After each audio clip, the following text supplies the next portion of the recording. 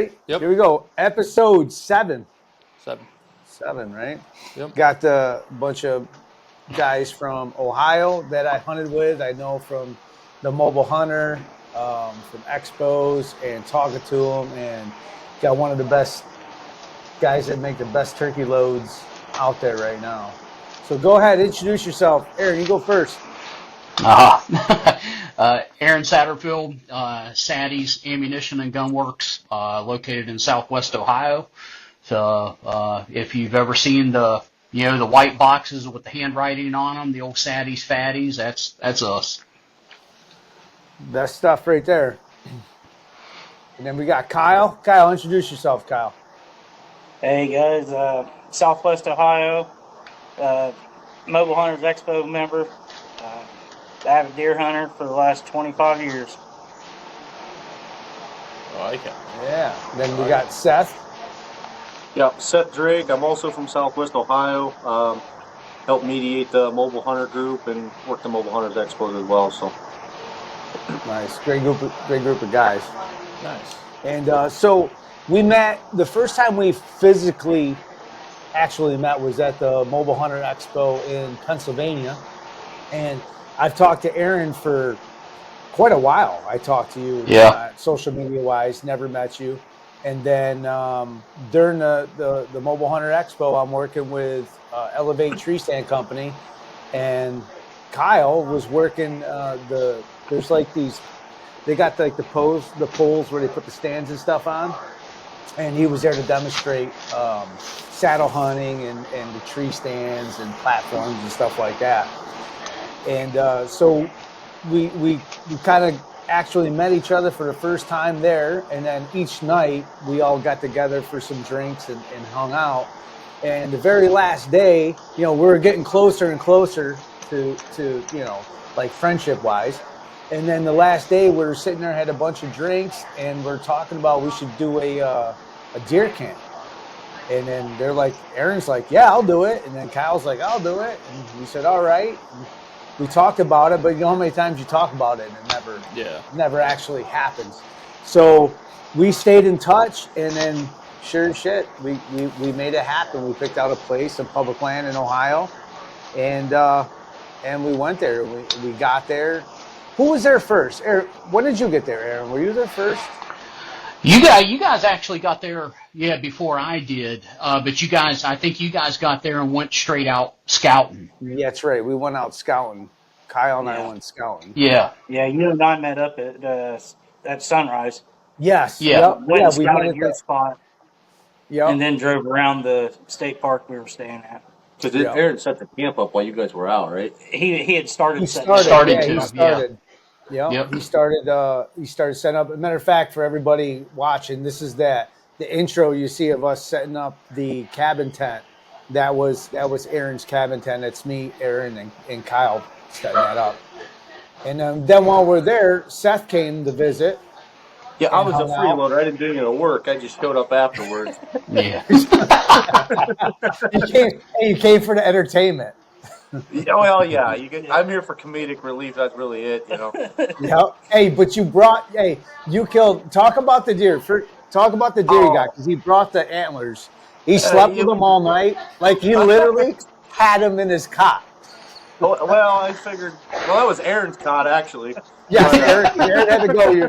Your son had a baseball game or something, right, Aaron? Yeah. He had a tournament, so I had to break away that weekend. Yeah. Well, yeah. I killed it was a pretty nice deer. I shot a 160 and brought him down for everybody to see, because they probably won't ever shoot another one. So I figured better let them take a look at it. And like the most unique rack, though, like it's not like your normal. Like you think 160, you're like, wow, it's a big deer, but this is it was just different the way the rack. He's a mainframe. The beams and shit. Yeah, well, he's like I don't know what he is. I guess he's a mainframe, probably. I guess a 9. I guess you'd call him a mainframe 9, but it only has a brow tine on one side, and the other point is like a dagger point that comes out of the front of his base. And he's only 12 inches wide, but he's got like a 7.5-inch base, and another base is just shy of 7 inches. So he's just looked like it had Louisville Sluggers coming up with points everywhere. So I think he was a mainframe 9, but he was like 16 scoreable. He just had splits everywhere and stickers, but yeah, it's a pretty cool deer. It's an absolute freak. The closest to a 300-pound deer I've ever seen. Like, this deer was a freaking giant. Yeah. Did you ever weigh it? Always, 270 dressed. Crazy. Damn. Man. It looked like a horse. Like, you can't even explain it how was big his head was. Enormous. We'll put a picture in. We'll drop a picture in when we edit this, when we're talking about it, so everybody can see what we're talking about. Was that in Ohio, Seth? Yeah. I pretty much came, like, I just like to learn new places and just try to be the best woodsman I can. So I was basically there to try to find more bucks for these guys because they all still had tags. And I was like, well, I'll shoot a doe, or I just like to, pick a spot on the map and, see if I'm right about it, basically. So I was there just to try to find some bucks to send these guys after. So. So everybody knows Ohio's a $1 state. So after you kill your buck, like, that's it. So Seth was done pretty quick. He killed his buck. What was the date? When did you kill it? October 23rd. Yeah. So I was done before the best week, in my opinion, for me to be out there. I was a spectator. So. Yeah. That's awesome. Now, where you guys went? How close is that for you guys? Like Aaron and Kyle. It's an hour 45 Oh, okay. to the campsite. Yeah. Yeah. Yep. You're in the same area, right, Aaron? Yeah. I'm in the same area. I'm about 45-50 minutes west of you, Kyle. So 45 on the money. Yep. So. Gotcha. Yeah, and I was 9 hours. Yeah. Yeah. I felt bad for you. It's all right. And then I drove the farthest. I was driving 30 minutes to go hunt because I hunted a different part of different public that was, down the road a little ways. But yeah. So we got there. I met Kyle. I had a bunch of, when we talked about the place, I had a bunch of already pins dropped on onyx, like bunches of them, of where I think a deer's gonna, we're gonna see your scrapes and stuff like that. Just off of topography. Just off topography, and so a lot of it was your transitions from, two different kinds of like hardwoods to swamp and stuff like that, field edges to thickets, and I had them placed, and then Kyle and I met up. We walked up there. We saw a sign right away. Remember, there was that big old clear cut we walked up through, and there's some rubs and stuff in there. Yeah, there were some rubs right on the edge. And then we walked all the way around, and we started finding some like real heavy sign. Yeah. And then we look up, and there's a freaking guy in a tree. Remember? I was like, oh, dude, look at this. This is where I would get. And we look up, and there's a guy in a tree. We're like, shit. But that's not even where I wanted to go. That wasn't the main spot I wanted to get. I wanted to get way down the bottom where I ended up killing the deer. So we went because we didn't know how to get through there. I didn't want to bother this guy. So we went all the way back. Remember, we looped all the way around, went down this huge drainage, freaking crawling through, over logs and stuff. And we come up, and I had, waypoint, like pin set. And we come up, and I had a pin. I'm like, let's check this out. What did we see when we got to the pin? Freaking straight. We're like, oh. We go down around. I got another pin. What did we see where the other pin was? Another scrape. And that one there was monster. It was a monster scrape too. Yeah. And then the third or fourth one, I go, remember I called it? I had my pin. I'm like, there's going to be a scrape right up there. And we walk up there. It was a monster scrape. And they were breaking. Remember how high the branches were broken? Like above our head. 6 or 7 foot, yeah. It was crazy. And then we find that spot and get all, I pick a tree, and we walked around, and we just kept finding more sign. Like it got to where that'll happen sometimes. You'll find a good spot, and then you keep going, and you disturb the whole area because you don't know where to go. It's like sign everywhere. You kind of like got to find something. If you feel comfortable with that spot, kind of like just stay there and sit there for 2-3 days before you start walking through the whole woods, because you're going to find sign. especially for us from New York going there, it's so different. Yeah. Like you're finding And the- trees just shredded like this, you know what I Right. mean? And scrapes as big as your kitchen table, like everywhere. Not Right. just like What- one or two, they're all over. What was real important about your area was the stem count. Yeah. Everything was right there. There was like 3 or 4 inside corners, and all Yeah. the sign was concentrated right in that area. And it was that there was a big public land, like just a thicket hay lot type, we call it buck brush, you know, Yeah. just this huge kind of field. And I wanted to get up close to that because I knew the deer were going to be bedded in that grass. And it was a hike, like it's over a mile, probably a mile and a half from where I walked, because I came in a different way. The first couple of days I went in the way we went, Kyle, like an idiot, crawling down in the dark and the creek banks, crawling like freaking Rambo over logs and shit. Well, there's got to be an easier way to get down here. And then at lunch I came out and I'm looking at Onyx, and I drove around the back of the mountain. I found an old pull off, and I'm looking. It's just a straight shot all the way up this. You go up this big hill, then you go down a ravine, up a second hill, down a ravine, then you go up this real big hill, and then it's a huge slope, and it goes all the way down to the tree that I was at.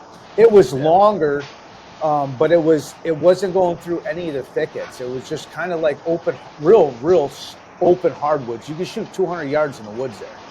And I just went all the way up down there and cleared the last, like, probably 80 yards. I cleared the leaves out so I could tiptoe to my tree. And it worked out. And I saw 2 different deer that were all around 150s, 160s. I didn't get to shoot them, but the first one came by in the dark. It's completely dark out. I'm in my stand, and I get in my stand like an hour early, and all of a sudden I hear something walking and leaves rustling, and I go, there's nothing awake right now. Like, what the hell can it's got to be a deer. Then I hear it coming closer, and I keep hearing it. Well, he's making scrapes. He made probably 2 before me, and then I could hear the leaves just like, I'm like, oh, and then I hear a grunt, and I'm like, oh, it's a buck. And it's completely, I mean, there's 30 minutes before it ever gets light now. Right. And I can hear him walking, and he's within 15 yards of me. I can hear him, and I just can't see him. And then I see a silhouette. And remember that scrape in front of me, Kyle, that had the tree that had 4 scrapes under it? Yeah. All of a sudden, I could just see that whole tree moving. And then I got my binoculars up, and I could see him, and he had, probably 13, 15-inch tines. So he's obviously the one that was breaking all them branches off, because that scrape in front of me had like 4 different branches broken off, like above your head, so it takes good time length to do that. And he just sat there and made a scrape and just freaking walked off. I'm like, son of a gun. I never saw him again after that, but then I saw an 8-pointer come out of that hay lot, hit the woods at first light. I mean, it just got light. I looked, and he's just standing there. And then he beds down for over an hour. And he's like 60 yards. I can't get an arrow anywhere. It's thick. And I'm just sitting there waiting him out. He's got his back to me, and he's looking towards, which is crazy because the wind is blowing from my back right to the deer. You don't smell me. They say the deer bed with the wind to their back. Yeah. And his wind, he was wind to his face. Like everything that you hear, this deer was totally opposite of everything, right? Yeah, it's subordinate for sure. And then after an hour, I'm like, let me see if I can get him up. So I start grunting. He's not answering. He's not even looking. He's not even flickering his ear towards me. He's facing the other way. And I keep grunting, and then I snort wheeze, nothing. I grab my antlers, and I'm cracking them together. And he's not even twitching his ears like he's deaf. And I do this a bunch of times, and he's just laying there, just like eating, like around his, where he's laying. Then after like over an hour, he just stands up, walks right to the tree, and makes a scrape on the ground. And then I'm doing everything, cracking antlers. He never even twitched his ear. He just like I wasn't there. But he was I'm not kidding when I say all of 23, 25 inches wide, just a freaking wide, huge 8-pointer. I got pictures of him laying down. You can see the one side. I was zooming in with my phone for an hour. But, that was the other real big buck I saw. That was the only huge one I saw during shooting hours, but I just couldn't get a shot at it. And then I ended up killing one a few days later. But Kyle, where you were at the campgrounds, right? Yeah, when you shot yours. No, I'm saying the spot that you were hunting. Yeah, I was probably 3 miles from camp, something like that, maybe. Yeah. And you were on some deer there too, right? Yeah. I had some that that I'd set up a cell cam. Got a couple pictures of some decent ones, but just couldn't get on them. I have a bad habit of being too mobile sometimes. Yeah. And that morning I was like, I think I'm going to go hunt there. And then on the way I changed my mind. Had I sat there that day, I'd have been tagged out in Ohio at like 9:30 that morning. And but you saw the big one when you guys were driving out one night, right? Oh yeah, Seth and I. That thing that was a dandy, dude. So that was the second. Because I saw that other big one, the first spot I checked, driving out that night. I had seen a big one after I seen a different big one from the tree. But yeah, we'd seen 2 different big bucks driving out right after dark. Yeah, he was. I got pretty good intentions of going down and scouting that one out for sure. That was good because then we went back.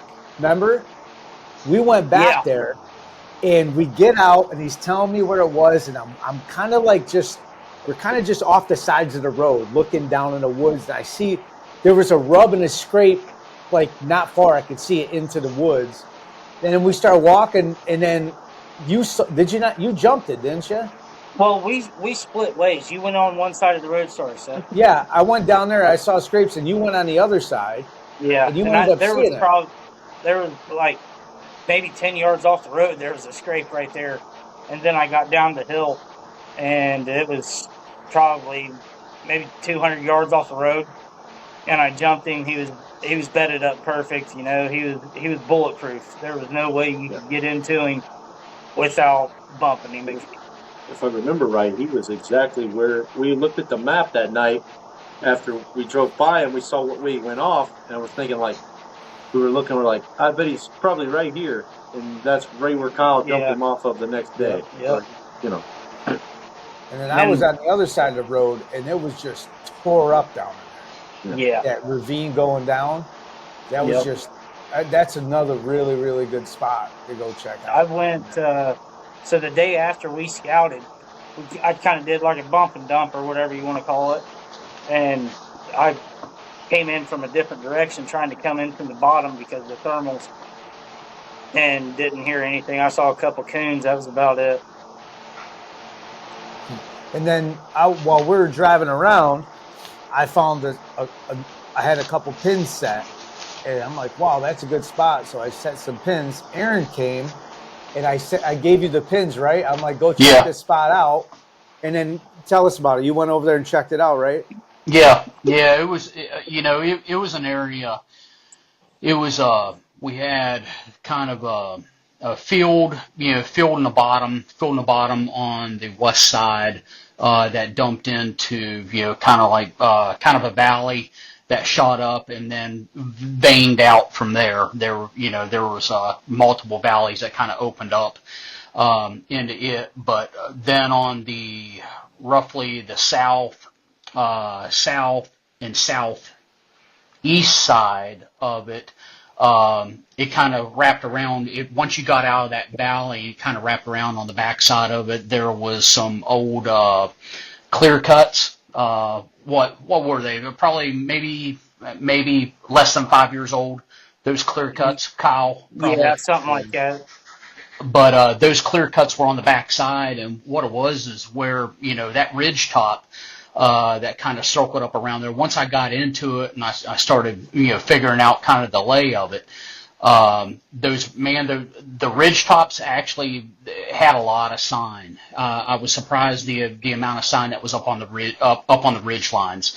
I still seen decent sign and stuff down in the bottom, down in the valleys, but the ridge tops were definitely the corridors, and that makes sense. Whenever you get up onto the ridge tops, with the backside being, thicket, more than likely, obviously bedding area. I mean, it was impassable. I mean, it was thick. That you're going to get those transitions up and through there. The first time that I went back in there, you guys probably remember, I seen some good sign and stuff, but still wasn't 100% sure on where exactly to get set up. I still didn't have a good feel for where, how whenever you walk into an area and if you see the sign and if you start reading everything and it's like, I need to get up in a tree right now. One of that, I didn't see any of that. I was still kind of putting the pieces together.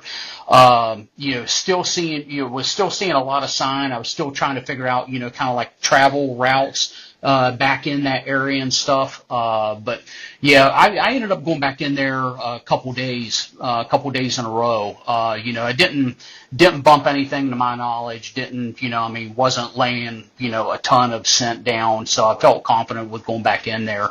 And I decided I hunted low, the first couple, the morning and evening. And then the next time that I went in, that's whenever I went in and I kind of hit the ridge tops. And got a better understanding of what was happening on the ridges and kind of getting a better feel for, I think, how they were utilizing that area. So that was the day that I killed. The day that I killed was, I know. Why are you laughing? Yeah. So, burn the old tag on something, but tell us. Are you going to tell us the story? Yeah, I have to, man. I have to. Okay. I mean, I think episode 1 you already set me up for it. So, but yeah, it was, it was pretty wild because that, one afternoon and evening, I put some miles on my boots, checked the ridge lines out, seeing how, basically just getting a feel for how everything laid. So that next morning, I decided to go up in there because I hadn't hit the ridge line in the morning yet. So I kind of figured, I'm like, with that transition, there was a lot of oaks that were still raining, acorns. I was really surprised by that. And they were right up around that ridge line and literally right on the backside of it, you got the bedding area. I'm like, darn well, they're either coming or going. They're gorging, before they go to bed down. So I decided to go up in there the following morning and got up. Steep little climb. that was a good little hill, and I got up in there, and it was funny. I got up into an area, and for those of you guys who know me, I've probably killed just as many deer on the ground than what I have out of a tree stand. I love hunting from the ground, and I got up in there, and I actually had a cluster of oaks. There was 3 oaks that were kind of together, and I was thinking about getting up in one of them and, kind of placing yourself in the middle, for breakup and stuff. And the more I looked at it and the more I kept on looking around and the setup, I'm like, you know what? I'm just going to tuck into them. And I tucked into them and how the thermals, were going and stuff. I was pretty comfortable with where I was at. And yeah, lo and behold, I think it was around, I don't know, probably 9 something, and next thing I know, right up off of the ridge, that came from the backside, I had a couple deer come in, and it looked like a large and a small doe, and they were kind of working their way toward me, and I'm like, man, you know what, I'll burn a doe tag, that's, to me, that's what camp's all about, let's get something hanging up at camp, and so they started working their way in, and with me being on the ground, there wasn't really much ground cover. There was kind of a greenbrier line that was down in front of me that I had already had ranged on the edge of it. It was like 23 yards, and then the rest of it kind of opened up. Just a lot of big hardwoods, kind of like what Jay was saying. You could actually see a good ways. And they literally started feeding their way right up to me. So I just got, I kept one of the big oaks right in front of me and just kept on just, peeking out the side and, getting a visual for where they were at. And, the big doe was leading, and I'm like, so I'm getting myself situated, and they finally started getting sub 40. And I'm like, all right, game time. And just kept on working their way up. And then I seen the big doe kind of break to the left, and it was going to kind of parallel that Greenbrier line. And I'm like, well, that's perfect. If it comes out and hits that green, 20, 23, 25 yards, I'm going to smoke this doe. And so I literally went ahead and came to full draw back behind the tree, and literally had had my stabilizer up against the tree in front of it and just holding, and kept on looking. All right, I can't see her no more, from the left side, so now I'm leaning to the right side, and I see her coming, and just perfectly broadside. And so I go ahead and just take a half a step back and just wait for her to, come to my opening. And as soon as she came to my opening, boom, man, I heard it. And she bolted straight downhill and went right through that Greenbrier. And I'm like, sweet. I was like, heck yeah.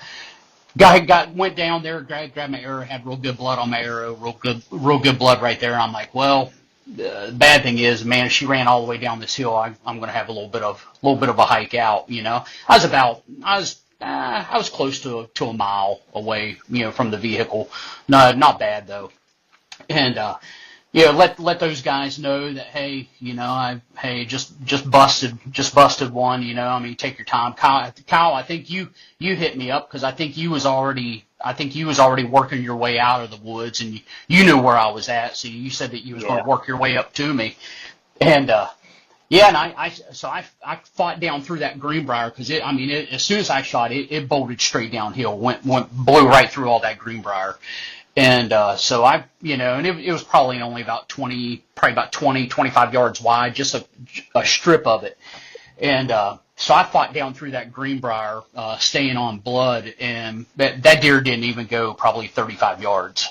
And it was laying right there. I was like, oh, heck yeah. And it had balls. I was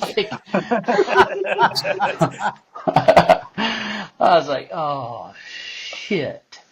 And I'll never forget. I walked up. It was one of those deals. Man, I was happy. I was like, man, busted a deer.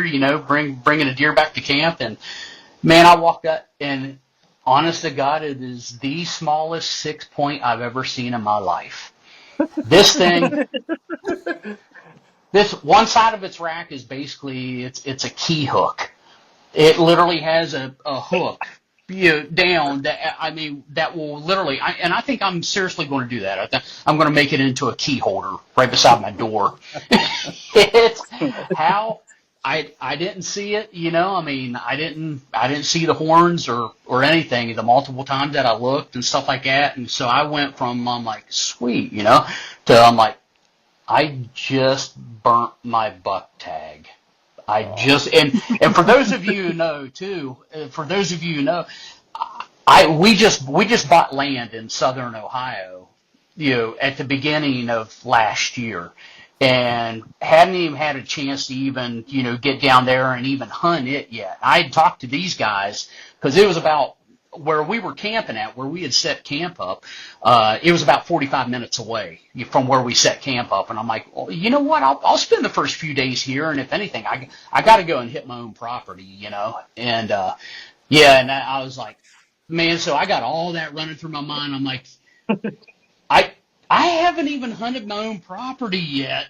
And I just burnt my buck tag. I'm like, you've got to be kidding me, So, Kyle makes it up the hill. It's a hike up there, and to get up, to get up to the top. And he gets up there and he starts walking up. And he's like, "Man, did you get it?" I was like, "You're not gonna believe this." He's like, "Did you lose it?" I'm like, "No, it's a buck." He's like, "Are you serious?" I'm like, Yeah, it's a buck. I get down there in his little snaggletooth thing. Yeah. I could not believe it. I mean, that's why I'm not a betting man, because I would have swore that was a big doe, a big and a little doe, a mama doe and a fawn or something like that. And yeah, it wasn't. I was like, you've got to be kidding me. My text. This was my text. I shot a big doe. Then Kyle texted me, Aaron shot a big doe. Then a little while later was, uh-oh. I remember. I'm like, what's wrong? They're like, it was a buck. Kind of. Like, it was like, what? Yeah. I was like, I know my tree should go, what's going on? I think I asked you if it was a hermaphrodite. Then the next picture is Kyle shirtless with a deer over his back, blood everywhere. He's carrying it like this. That was the next picture from all the text messages. Then I'm like, oh, there's a photo, and it's Kyle shirtless with a deer on his back. Blood dripping down my chest. I mean, it was actually a decent sized deer. I mean, that's what kind of caught me off guard, because I mean, even Kyle, when Kyle was like, it was funny because, I mean, we got it up. It was only about 40 yards off the ridge, which I'm thankful for, I mean, because had it went straight down into that valley, we would have had a hell of a J hook to get out of there. But it was only about 40 yards off the ridge, so we hoofed it and got it up to the ridge, and we knew once we got it up to the ridge, it was a gradual transition all the way down. It was basically 3/4 of a mile, all the way down, and we got it up there. Of course, we're both kind of panting. I mean, we both have little bellies on us a little bit. But, and Kyle goes, I didn't realize I'm so out of shape. Yeah, exactly. I didn't need that deer to tell me. And we get up there, of course I'm shedding. Kyle, he shed. Well, then he takes his shirt off. Damn, he's going you don't do this when you shoot a deer? He's like, look at State Trooper at the expo. Yeah. all of a sudden he gets down. I see him kind of start, leaning and hunkering in. I was like, this fucker's gonna pick this deer up, He's like, hey, help me get it up on my shoulder. I was like, you crazy SOB, So he gets it up there. He gets it up. Of course, you got the stomach open, the guts and everything open. So it dumps out. He's got blood running. Blood everywhere, like John Rambo.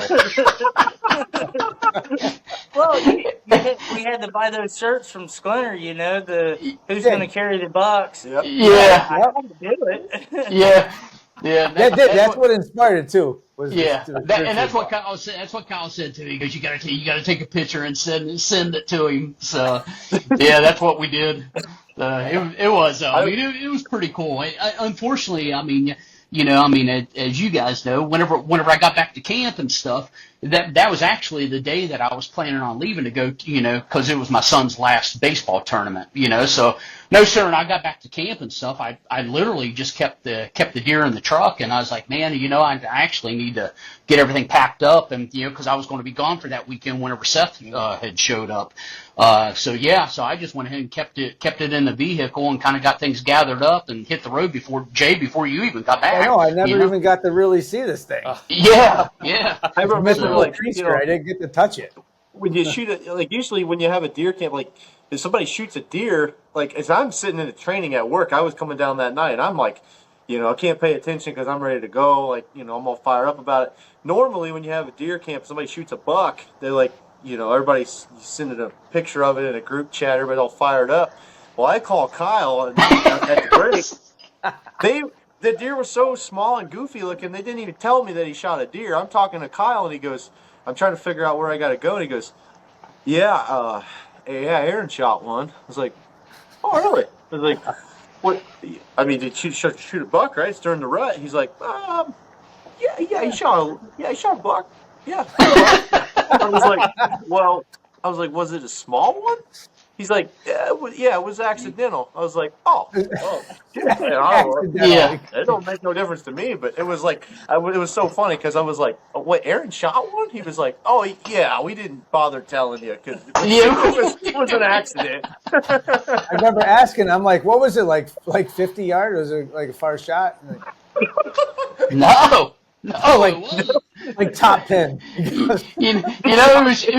was it's one of those damn stories to where it's like I to where if I was in front of you guys, I'd be like, I got nothing, guys. I got nothing. I mean, That's what made it so great, though. It was like, I had no idea. No. It was like Christmas. Yeah. And the way the rack laid out, Like getting close for Christmas. yeah, the way the rack laid out, you weren't.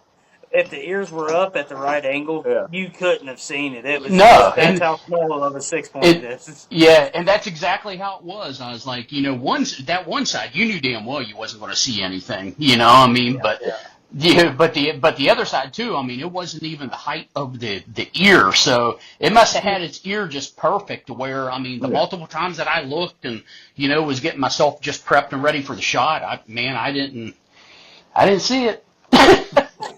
If he sends us a picture, we'll add it. We'll add it in. We'll edit it. We will. Monster bucks. He deleted them all. No, he's got like big antlers on it. He edited antlers. Yeah, I'll put it to you this way: that rack in my freezer does not even take up the same amount of room as a 1-pound pack of burger. As a skull cap. Yeah. Aaron had everything. Like, so that whole get up, that's what you take to like Wyoming and Colorado and stuff, right? Yeah, that setup's exactly what I take out west. It was perfect. They even had the little wood stove. We had wood. Yep. We had freaking coffee, and he has his everything. All these totes. It's just like a whole setup. Like every morning we get up, I get up, make coffee. Usually, everybody was good. Like Kyle was good the first couple days, and then progressively got later and later of waking up. I put on some miles. Like later and later. Like it got to the point where I'm like leaving, like, you going hunting today? He's like, yeah, I'm getting up. Went from having coffee together and stuff like that till it's like snooze buttons are getting hit. And I'm like, I gotta go. I got like a 30-something minute drive. Yeah, Seth had the luxury of being able to sleep in. Yeah, I was like, I'll get out there like midday sometime. I'll probably get up around 10 a.m. or something like that, and I'll might kick around a little bit, but yeah. My buck didn't even score a brow tine of yours.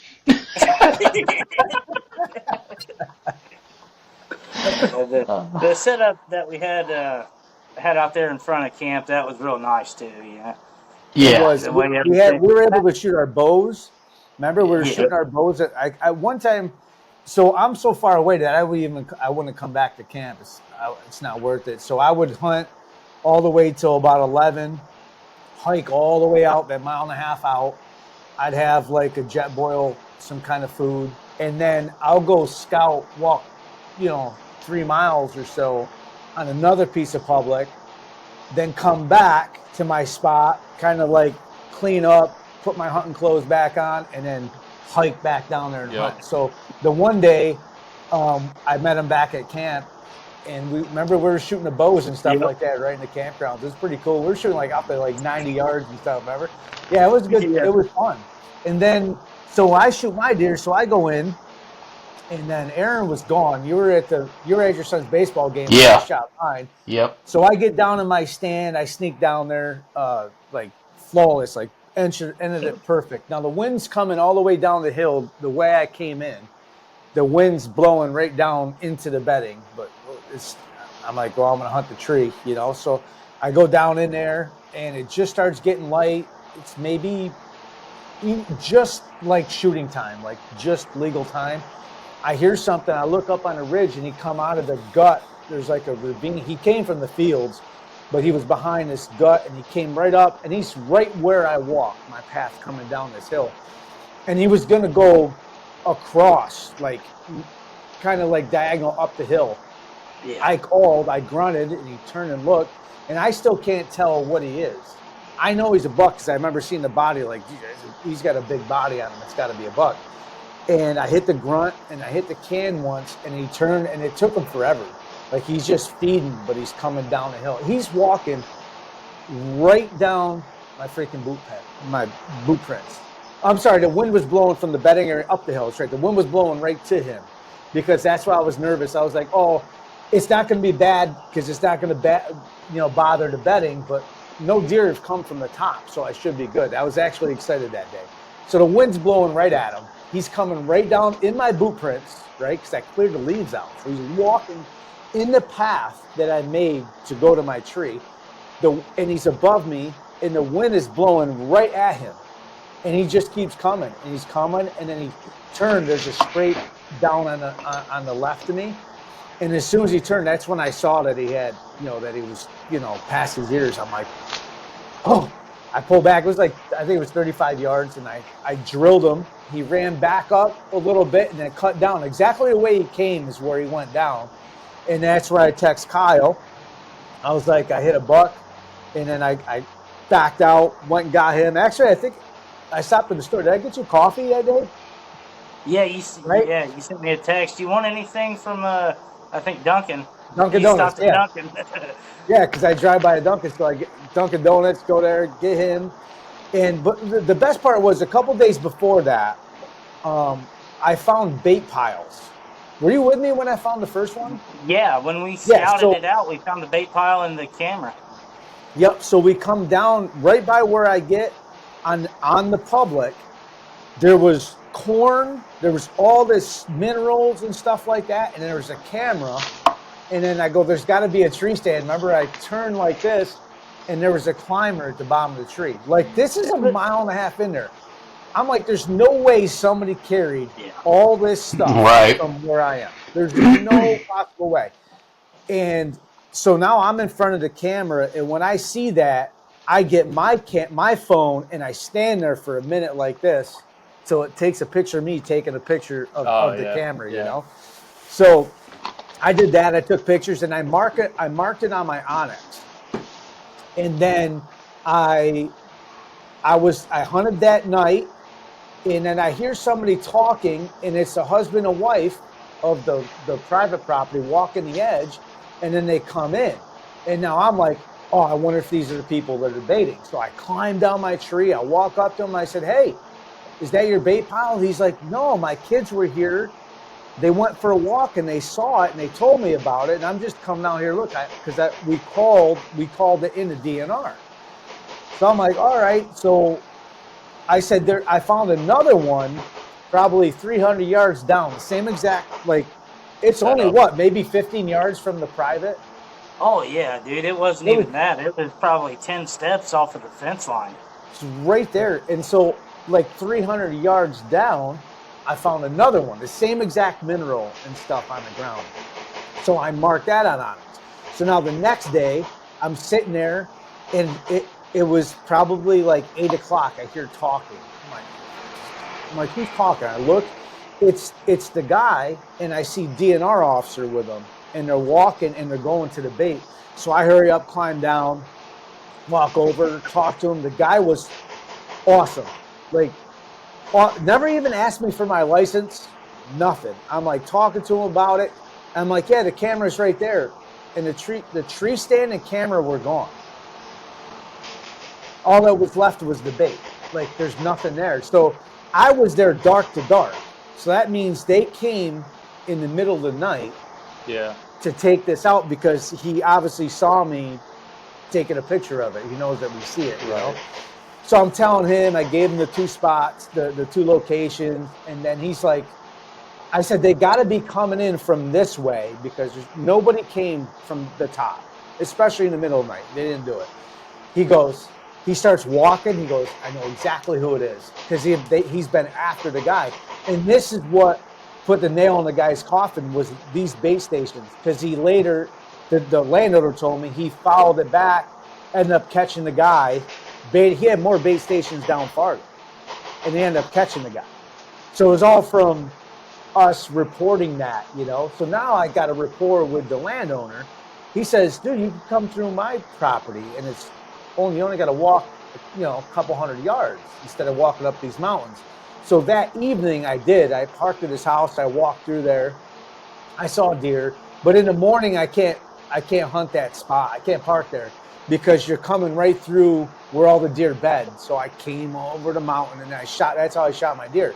So how was it dragging out, Kyle? It was freaking easy, right? Oh, that jet sled was freaking plush. And it was downhill. The guy said I parked in the guy's driveway, and he's like, yeah, go ahead and get it. And we drug it instead of going all the way up these mountains. We would have had to quarter it up. We weren't going to be able to drag it back to my truck. Yeah, but as soon as we got down to the bottom of the hill, we got into the landowner's private area and hit that tall grass with the jet sled. That thing's nice in the leaves, but don't take them in high grass. He's like, I'm out of shape. Should have thrown it on your back again. No, not that one. Yeah, that was awesome. And I shot that deer. That was killed with the beast brawhead. I shot that one with the beast brawhead. Yeah. And the blood was crazy, right? It was everywhere. Yeah, it was a pretty good blood. No looking, picking up leaves, squatting down. It was just, we straight walked right to the deer. Yep. I just made a little J-hook and died. Yeah. And then we went back to camp. Then we go back to camp. We're like, how are we going to hang it? We're trying to figure out, I'm like, tree stand. And then I took my Elevate tree stand, put it on a tree, backed the truck up to it. You took your tether, right? Did we use your tether? Yeah. We used your tether and then hooked it on there and then pulled the truck out. And you see Kyle and I on the intro to the episodes doing that with the deer on the tree stand. But yeah, it was a good time. And Kyle makes really good street tacos, venison street tacos. That was last minute. Yeah. And I forgot the daggum cilantro and lime. You guys had street tacos? Yeah, we had street tacos. Oh, I was already gone by then. I didn't get any street tacos. We ate them the first night. Oh, the first night. Yeah. Because I didn't have a chance to freeze them.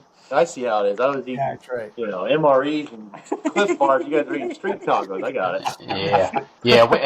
We had some, and that's the cool thing about, like that camp, because we had never camped, together before, Didn't know each other from Adam. No, and to be honest, and that's the cool thing about it is because like the guys, a couple of my buddies that I go out west with every year, we this year will be 25 years that we've been going out west, and we all have a system. I mean, we know each other, we've grown up with each other all of our lives, and so it's there's a lot of unwritten rules, per se, that you don't have to worry about, well, I wonder if he likes this or I wonder if he likes, and it's like, no, you get up, you do your thing, you take care of yourself, you help each other out. And that's exactly how our camp was, and that was the cool thing about it. We've never shared camp before, together. We've never hunted together, really our first opportunities to be able to spend time together, with each other and get out. And, there was nothing to worry about. There was not, man, Jay every morning got up, he did his thing, I got up and did my thing, Kyle got up and did his thing, but, it all came together, we all ate good, we all had good meals, we all had good stories. That's what it's all about. It was. It was an awesome time. It really was. The deer is just the icing on a cake. Is the deer? Absolutely. Because we sat there and it was such a good time, not knowing each other. So this shows you that you can do a deer camp without having somebody. Because I know some people they just started hunting, right? They don't have any family members. They could live in the city or whatever and don't have anybody to do a deer camp. There's a lot of people that never experienced it. I grew up in deer camps with 10, 15 people. We would do it every year. A lot of people don't experience that.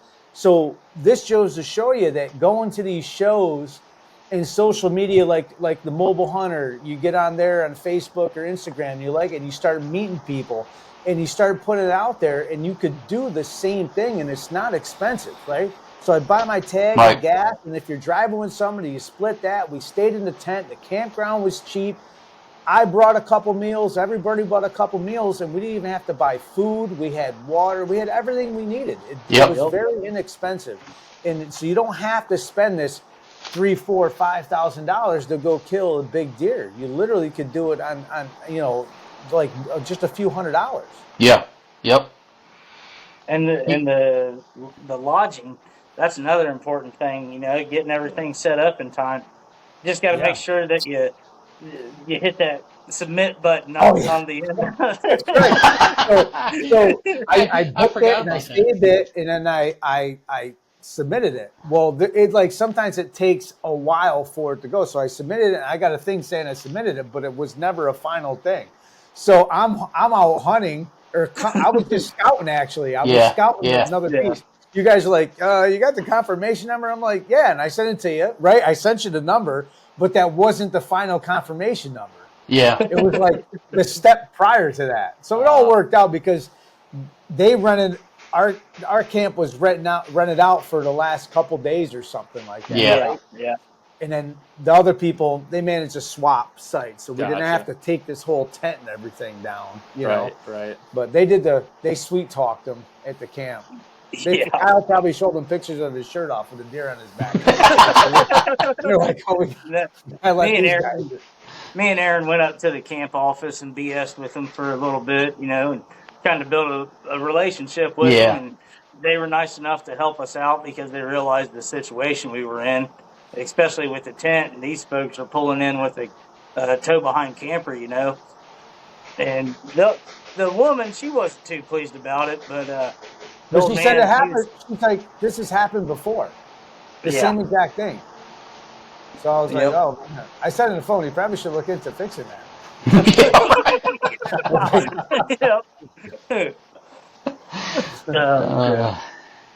No, that's awesome. Yeah, But Seth, kind of diving in, because I liked Aaron's discussion a little bit on how he was setting up when he first got there. So when you're going to a new place like that, what are some of the things that you like to look for in particular for like scouting purposes and stuff like that? In a new place, I'm going right off the bat. I'm going on diversity. In the first place that I went, I had pinned it on the map, and then before I even went in there, I kind of, a lot of times if I'm on a new place, before I even go in the woods, I'll have a few places pinned, but like during the rut, when we were there, you're going to have a lot of pressure on Ohio state land, Yeah. So I drive around because I don't want to mess anybody up, and a lot of times I kind of go to my B spots. If there's trucks around my A spots, I just kind of go off the pressure and say, okay, well, what looks good after that off of wherever someone's not is where I'm going to go then. But I kind of was driving around, and the spot I had pinned, I figured someone would be there because it wasn't that far in really, but surprisingly there wasn't anybody there. When I drove by it, I actually saw a rub line from the road going, which I was really surprised there wasn't anybody there then, was going into the spot. And I said, well, I'm not even going to worry about driving around anymore. Like, this good spot that I had pinned. It's a rub line going there. So I went in. That particular spot, like I said, I didn't have a tag, so I wasn't hell-bent really on getting in a tree at all because I wanted to just cover as much ground as I could, pin sign for these guys to go in and shoot whatever I thought was in there.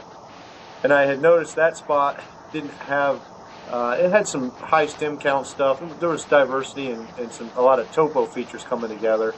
A lot of fingers, like I call them kind of whoops. They're like little, just secondary fingers. They all kind of dump in like wheels of, like spokes on a wheel, with a bunch of logging roads going down. It was an old cut.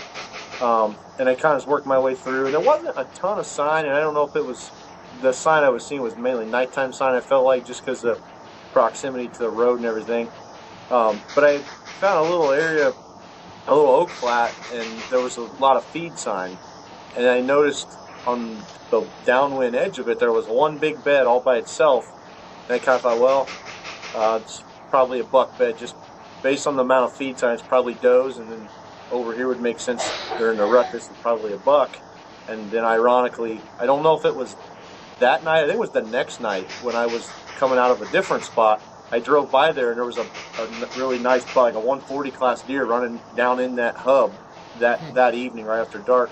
But I mainly just look for diversity to start, and then diversity for me, it can be topo diversity and hill country. Obviously, topo diversity is going to be number one thing, and then if I can get topo diversity with your habitat diversity, your stem count, you got open hardwoods button into multiple clear cuts, multiple age clear cuts especially, and that was where the second spot that I went to, I went in at like 9, I think, in the morning, because normally that time of year it's like the best movement's like 10 to 2. So I was like, well, I'm going to go in like 9 o'clock, kind of give the morning movement time to settle down, try to pop in there and just kind of do an observation sit, and then kind of sit it out till the afternoon and see if there's any bucks cruising, because that's what everybody's kind of looking for right now.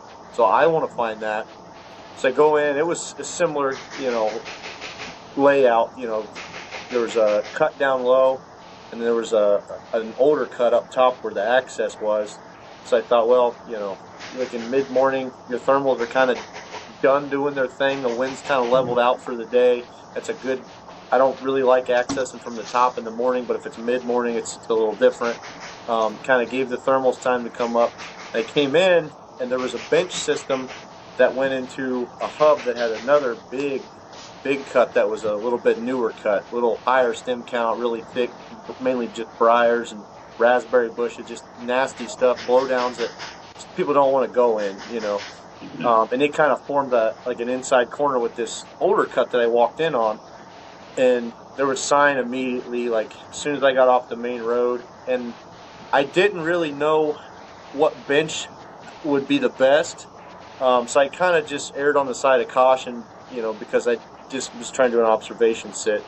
I went on the top one. I didn't want to get down in there too far because I felt like there was probably a lot of deer that I was going to risk blowing out, because you could not get anywhere quietly in there. So I got up in a tree, and I had seen a couple does come in down below me. It was a windier day, I remember, because normally I would hear them coming, and I didn't hear them at all. I just happened to see them. And they went on the bench down below me where I had contemplating setting up. So I thought, well, kind of was looking at the way the thermals were, and I was like, I could probably get down there in the evening and not get busted. It's kind of a mid-level bench. If I get the right angle on it, I could probably get down there. So I went back. I'm pretty sure I left for just a little bit. I think I went to the truck and ate, and then I came right back in and went down a little further. And I went down towards the bottom more because I was trying to catch those deer coming down with the falling thermal later in the day. And I knew I could tell, the last week of October, you hear something walking on a beeline without stopping, it's a buck, Yeah. And I sitting there, and I have no idea why. Still, I can't figure out why he came in the way that he did. Maybe he got bumped by somebody or something coming in for an evening hunt, but it was like 2:30, might have 3:30 in the afternoon. It wasn't late, it was plenty. It was well before that prime time, and I had only been in the tree for like 40 minutes, and I'm facing, in my saddle down. I don't remember what direction it was exactly, but kind of looking at the hub and the newer clear cut. This deer comes from where the truck is, and I hear him, and I'm like, that's a buck, 100%. And I subconsciously grab my bow because I'm like, well, this is, I think everybody just does that. And I grab my bow, and he comes down through the hub, and he gets probably 80 yards, and I look, and I'm like, oh, that's a big buck, And he's upper 140, 150 class deer, and I'm like kind of thinking like, oh, please don't come up here, like, because, then we're just gonna, it's insult to injury. I got a great deer at camp right now, but I really would just like you to stay away from me because, I don't want to wrestle any demons or anything today. Make a poor decision. But he comes down through the hub, and he saw me kind of reach for my bow. Then he stopped and kind of looked up, and I was like, okay, just don't move. I was trying to film him for these guys, and I couldn't get the camera on him. But he goes up in that cut and just kind of moved on about his day. And that was the only deer that I had saw. And then, like I said, I backed out of there and drove through that other spot, and we saw that other big buck. So, but ultimately for me, that I was like, well, it was almost on the X, and now we've got two bucks that I just saw in the same general area that these guys can go hunt. But right off the bat, diversity doesn't matter. If you're in flat terrain, you can find diversity somewhere. If you're in hill country, in my opinion, I try to go to hill country everywhere I go if I got that option, because you've got topo diversity and habitat diversity, and if you can get both of those in the same spot, then you're really going to be, cooking with peanut oil. So Yeah. No, it's kind of crazy too, because like back years ago, a lot of the old timers, they would hunt pretty much right off of the road, and I think now with the mobile hunting becoming like the new thing, a lot of people are overlooking those spots that are a little bit closer to the road. Absolutely. I killed my largest buck within eyesight of my truck. Oh, really? Yeah. I mean, I know the spot. Yeah. Yeah, for that very reason. I knew in the valley that I had taken that buck out of, on public. I mean, it's not huge. It's not a huge piece, and it gets pounded. It gets absolutely pounded. It's so bad. I quit hunting it for the most part. These guys can attest to it. But I knew that deer was holding tight. I mean, for those of you that I don't run cameras, I read sign. I read sign, and I base everything off of it. Don't have anything against them. It's funny because I have a freaking box full of cameras that I've never put out. I never have. I've always enjoyed the woodsmanship aspect of it, and it was literally. I mean, and I knew that those guys that were going up into that valley that was parking there, that was going up into that valley, they were going as far as they could. And whenever I went in there the day before I killed that buck, literally there was hardly even any parking space. And I knew, I was like, well, these guys, they're blowing right up through here. Well, I went in and I seen a large community scrape that was opened up in this hub that dropped down into a transition. And I knew where the bedding areas were that were surrounded it. Seth knows about this area. And, and I knew there's only certain times that you can hunt this area, because you literally have to have an eastern wind, and you hardly ever get an eastern wind. If not, you're blowing everything out of that valley and out of that hub before you even get, before you're even able to get a visual into it. And, but I knew that community scrape was opened up, and it was where it was at in relation to the bedding area, the food source, which opened up into an oak flat that dropped down into this hub, this transition route of these hubs. It was literally the next day was the last day of rifle season, and I'm like, man, it's one of those deals. I kind of had a questionable wind, but I'm like, you know what? And that place during rifle season, it gets pounded. It just gets absolutely pounded. And I'm like, you know what? Last day, it was middle of the day. I'm like, you know what? I live close enough to where I can do a perimeter run all the way around. And what I'll do is I'll base a lot of my hunting based off of the pressure. So if I know guys are parked here, I know they're going into this valley, I know they're hitting this area, and I base a lot of my hunting based off of the pressure. So I'll hunt, kind of escape routes, and secondary routes, based off of pressure. And that's exactly what happened. I went and I did a perimeter run around this piece of public, and it blew my mind. The day before, you couldn't even park anywhere. And the last day, and it was warm. I remember it was in the 60s. And the last day, and there wasn't a single vehicle out there. And I'm like, you have got to be kidding me. And I'm like, man, and I pulled up into that parking space, and I was looking, I'm like, man, I got a questionable wind. But if I play it right and if I play it slow, I can get in there, not necessarily set up on that community scrape, but set up in relation to it. And that's exactly what I did. And I literally, no lie, from the time I left my house to the time I shot that deer, it was less than 20 minutes. Wow. Yeah, And this one had horns. yeah. This one, You knew and that one had horns. It was yeah, unmistakable on that one. yeah. It was good deer, real good deer. One almost 164, and Awesome. but I had seen that deer multiple times crossing in that area from private to public, public to private. In the same area. I mean, that's my travel route going to work. And I knew that it was hanging tight, and every time that I would go in there, I mean, the basically all of the sign that I was seeing, I'm like, he's still here. He is still here, but the guys that were going up into that valley and blowing, I mean, literally blowing right into it, without, I really, with any respect of the wind, I'm like, like the day before, I knew I didn't hunt that area because I knew that the wind was horrible. But there were still 6 cars there, and I knew that they all went up into there. I'm like, good luck, guys, And the net, hey, I believe in luck as well. But yeah, the very next day was the day that I killed him. So That's and awesome. 3:30. Kind of like how Seth was saying, 3:30 in the afternoon.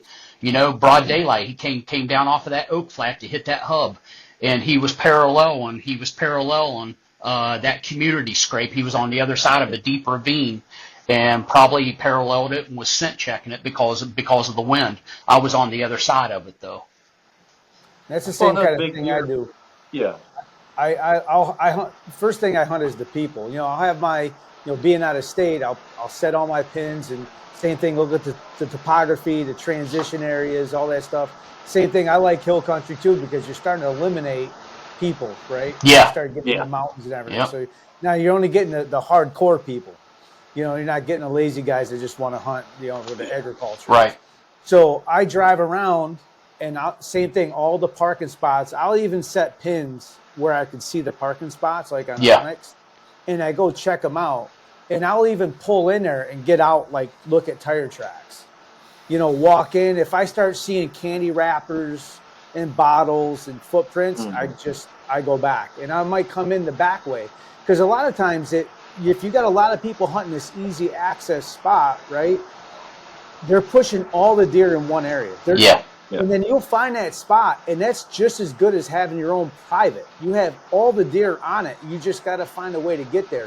And a lot of times I'm climbing up a mountain, or I'm going way down a ravine up another side, and I'm half a mile from where everybody's hunting.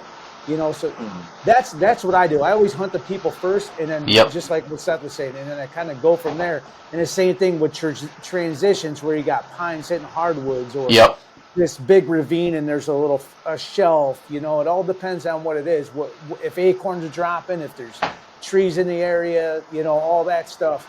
And then you just go from there. But that's how it gets you. So I always look at where are the people at. I hunt just like I'm hunting people. I'm hunting the people first. And then the deer second. See, where I hunt, I have to, the piece that's close to me, I have to hunt the pressure specifically. And the deer I got this year, the Friday morning before I got him, I had a guy sitting 60 yards from me, and I had a interaction with the deer that I shot right at daylight, and he walked right between me and the guy that I walked in with. That dude was sitting 60 yards away from me, and that deer knew that he could get through this one spot without anything happening.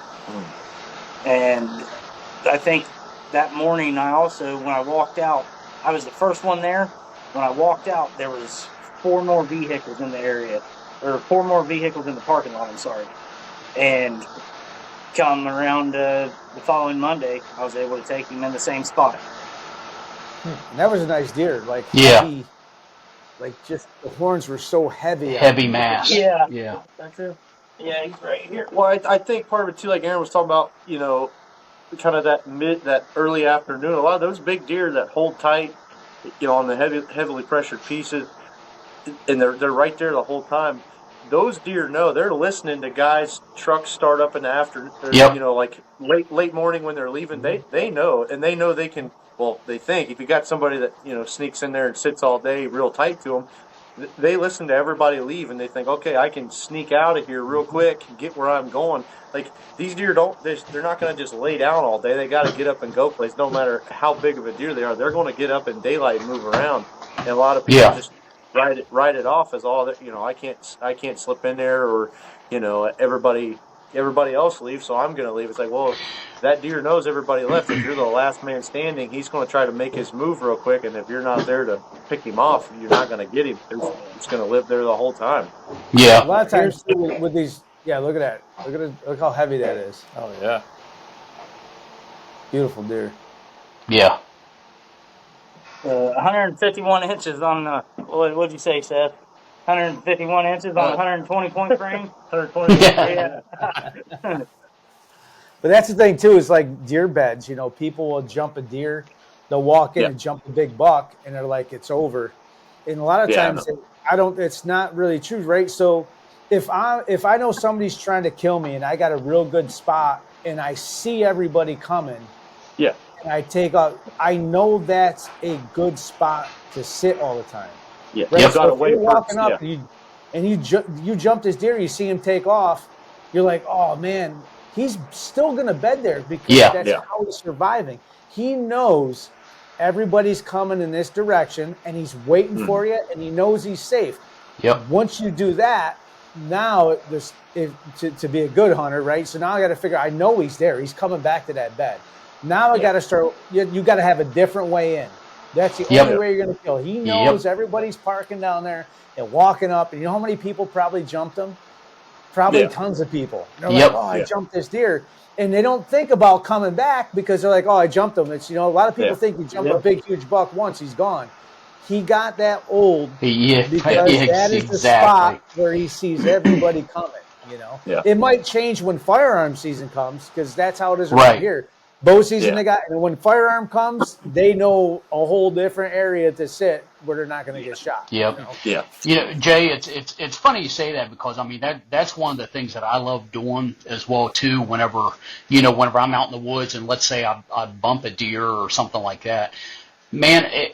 And you find a bed and you find the location where they were from, and just taking the time to squat down and just look and see what they're seeing. Yeah, and it's like, son of a bitch. Like, they can see all the way down here. They can see all the way. They're like, they can see all the way. Well, there ain't nobody getting up on this hillside without them seeing it. And man, figuring that plan out, that's what I love. And but the second kind of that ties in what you're talking about, I mean with bumping them and stuff like that. I have killed so many deer. I call it I J hook back. I'll J hook back. Yeah. And if I bump a deer and I'll vacate the area and I'll hook back around and set up. I've killed so many deer doing that, thinking that I've vacated the area and went to work back through, and I've shot deer. And he's coming back to that safe spot. Yep. And it's usually not that long before they come back. No, and it's within a half hour. Yep, you're exactly right. Every deer you jump, they run off as soon as they get over the hill. What they do, they stop. They're going to stop. Yep. And if you just kind of ease off, they're going to stop and they're going to end up coming right back and checking you out. Yeah. It's people don't. It's when you go chase after them, obviously, then they're going to run away again. But if you just chill out and move on, or sometimes even just stay right there, a lot of times they're going to come right back as soon as they don't hear or see anything out of the ordinary. So. Yeah, and I'm like you, Aaron, too. Like everything's like an educational moment because a lot of times, like especially with the instance with the bedding, right? So you get down, you squat down, you kind of see what they're seeing. A lot of times you can take that and copy and paste it into another area just to kind of gauge a whole nother area, and then more than likely you're going to end up finding gray sign there or other beds and so on and so forth. So just taking the time to because a lot of people are just like go. Oh, I bumped a deer. Okay, never going to see that deer again. Move on. Instead of taking the time of like, okay, well, why did he get bumped in the first place? Was it my wind? Was it the way he was laying in his bed, setting up, just taking that time to kind of dive a little bit deeper into that, and then just copy and paste that into the other areas. You know, that brings up a good point too, because a lot of us will probably smile over this, but you know, I mean, we're talking about, you know, I mean, you know, sharing deer camp and, you know, and the groups and getting together of all the guys and stuff like that. And man, you know, me, I'm the youngest of 3 boys. You know, I got 2 older brothers and, you know, my dad and stuff like that. And we would always get together and hunt. I wish I knew what I know now back then, because I look back hunting with my brothers and stuff like that, and I was like, it was so stupid. I say it all the time. We were imbeciles out there in the freaking woods. You know, it was like the stupid shit that we would do, and not. I mean, our thought process was skin deep. You know, I mean, and it was just like not putting any of that together, you know. But the cool thing about it is, you know, whenever I go back and visit, you know, family and stuff like that, and I hunt these areas that I grew up hunting now, it's just like, it kind of makes you chuckle, you know, because it's like, you read things totally different. You look at things totally different. It's like, yeah, and you can literally just start mapping stuff out, and it's like, we were so dumb for so many years. It's usually access too. It's like your access. Like you would just park and just like the deer up there, and just walk. Yeah. I'm hunting up now there and like, just go. Why did we ever? Yeah, why did we walk that way? That's stupid. Yeah, that's why we never saw a big buck. Yeah. And it is. It's so funny. You know, I mean, you know, it's a double-edged sword, because, you know, it's sometimes, you know, nowadays to where it's like, man, I miss stupid simple, you know, but you can still make things, you can still make hunt stupid simple and be smart about it, you know. I mean, that's what I like about it, you know. I mean, it's neat to be able to look back and look at, you know, some of the areas. It's like, I wonder how many deer we screwed up on, you know. Oh, for sure. What's cool is, though, is now that we retain a little bit of that knowledge, we can look back and run into a similar situation, and all of a sudden that memory pops up in our head. Oh, this deer did that 20 years ago. Yep. And okay, now I know why he did it. You know. Yeah. Yep. Exactly. Yeah, the creatures of habit. They're no matter where you are, they have the same traits on what they like and where they hang out, where they bed, and all that stuff, you know? Yeah. I mean, my God, I always tell people, my wall of shame is impressive. It is that one this year, probably. Listen, the one this year has got to be at the top of the list. It ranks up there. It does. So you got first place in something, right? I did. You know, I have a knack of finding it. Yeah, I always say I wish I had $1 for every big buck I almost killed, because I could take a month off and not have to worry about it. Dude, you know, and it's funny. It's like, so many big deer over the years, especially, you know, I mean, whenever I was younger and stuff like that, you know, I mean, that I screwed up on, and it's just like, my God, you know, it was just like, have that one back, yeah. I mean, it's like, so many of those deer shoulda, coulda, would have been smoked, you know, but it's like, nope.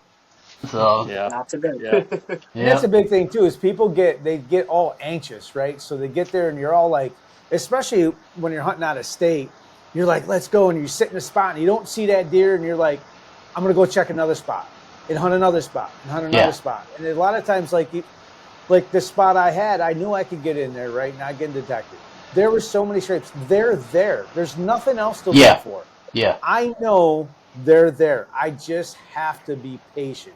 Jay, a few times I wanted to leave, but I was like, no. I know he's coming. They're hitting the scrapes. The scrapes are opened up. I see it. Every time I come in, I'm finding more scrapes in the dark walking to my tree, you know? Yeah.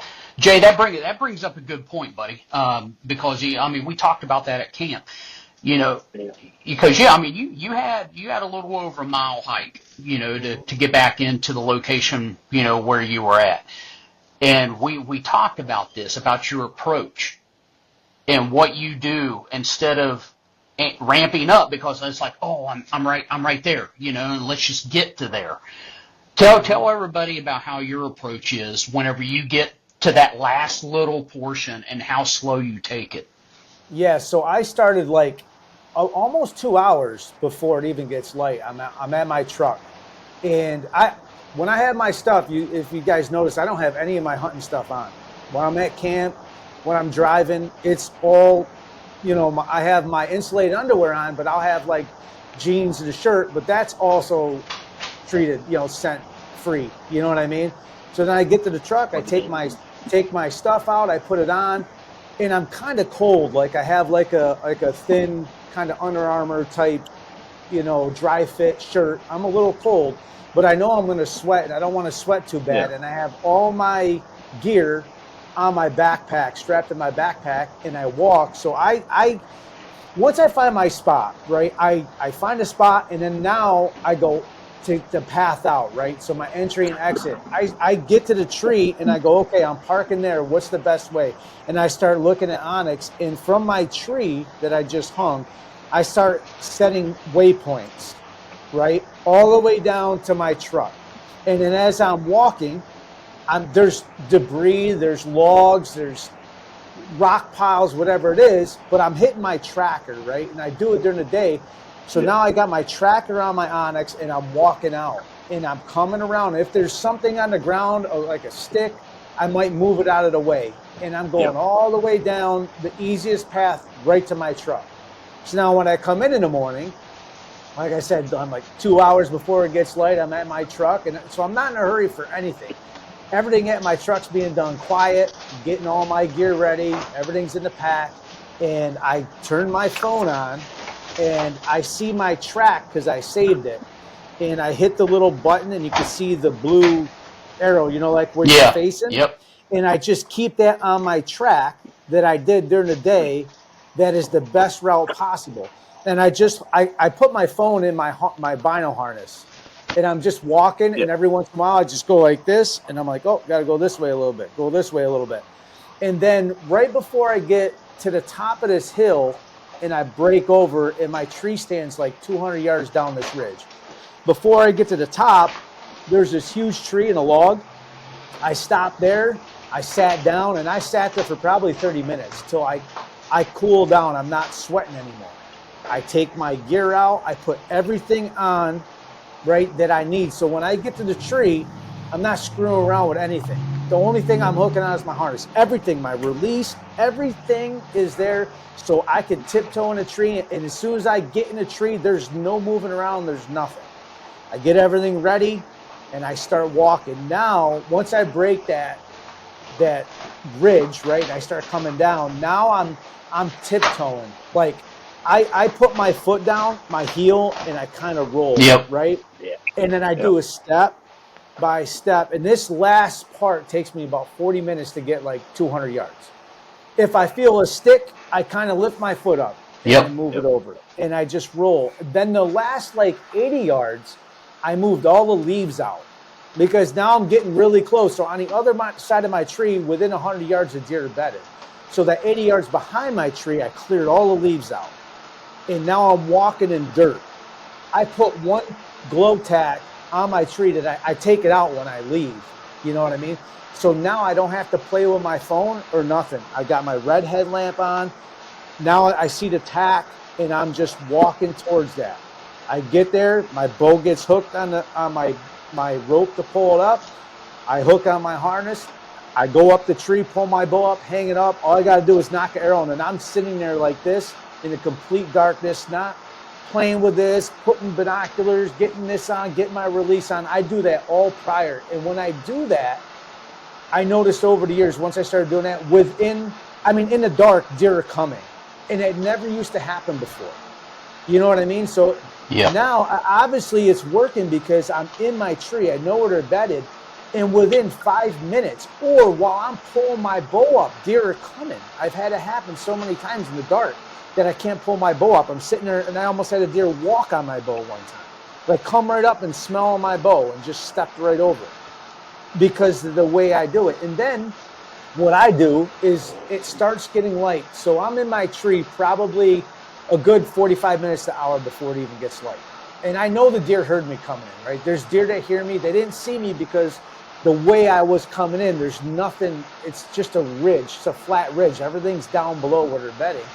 So they could hear me, right? And I get in the tree, and now I think a buck, from the luck I had, I've shot a lot of deer within the first 10, 15 minutes of light, and I call most of my deer in.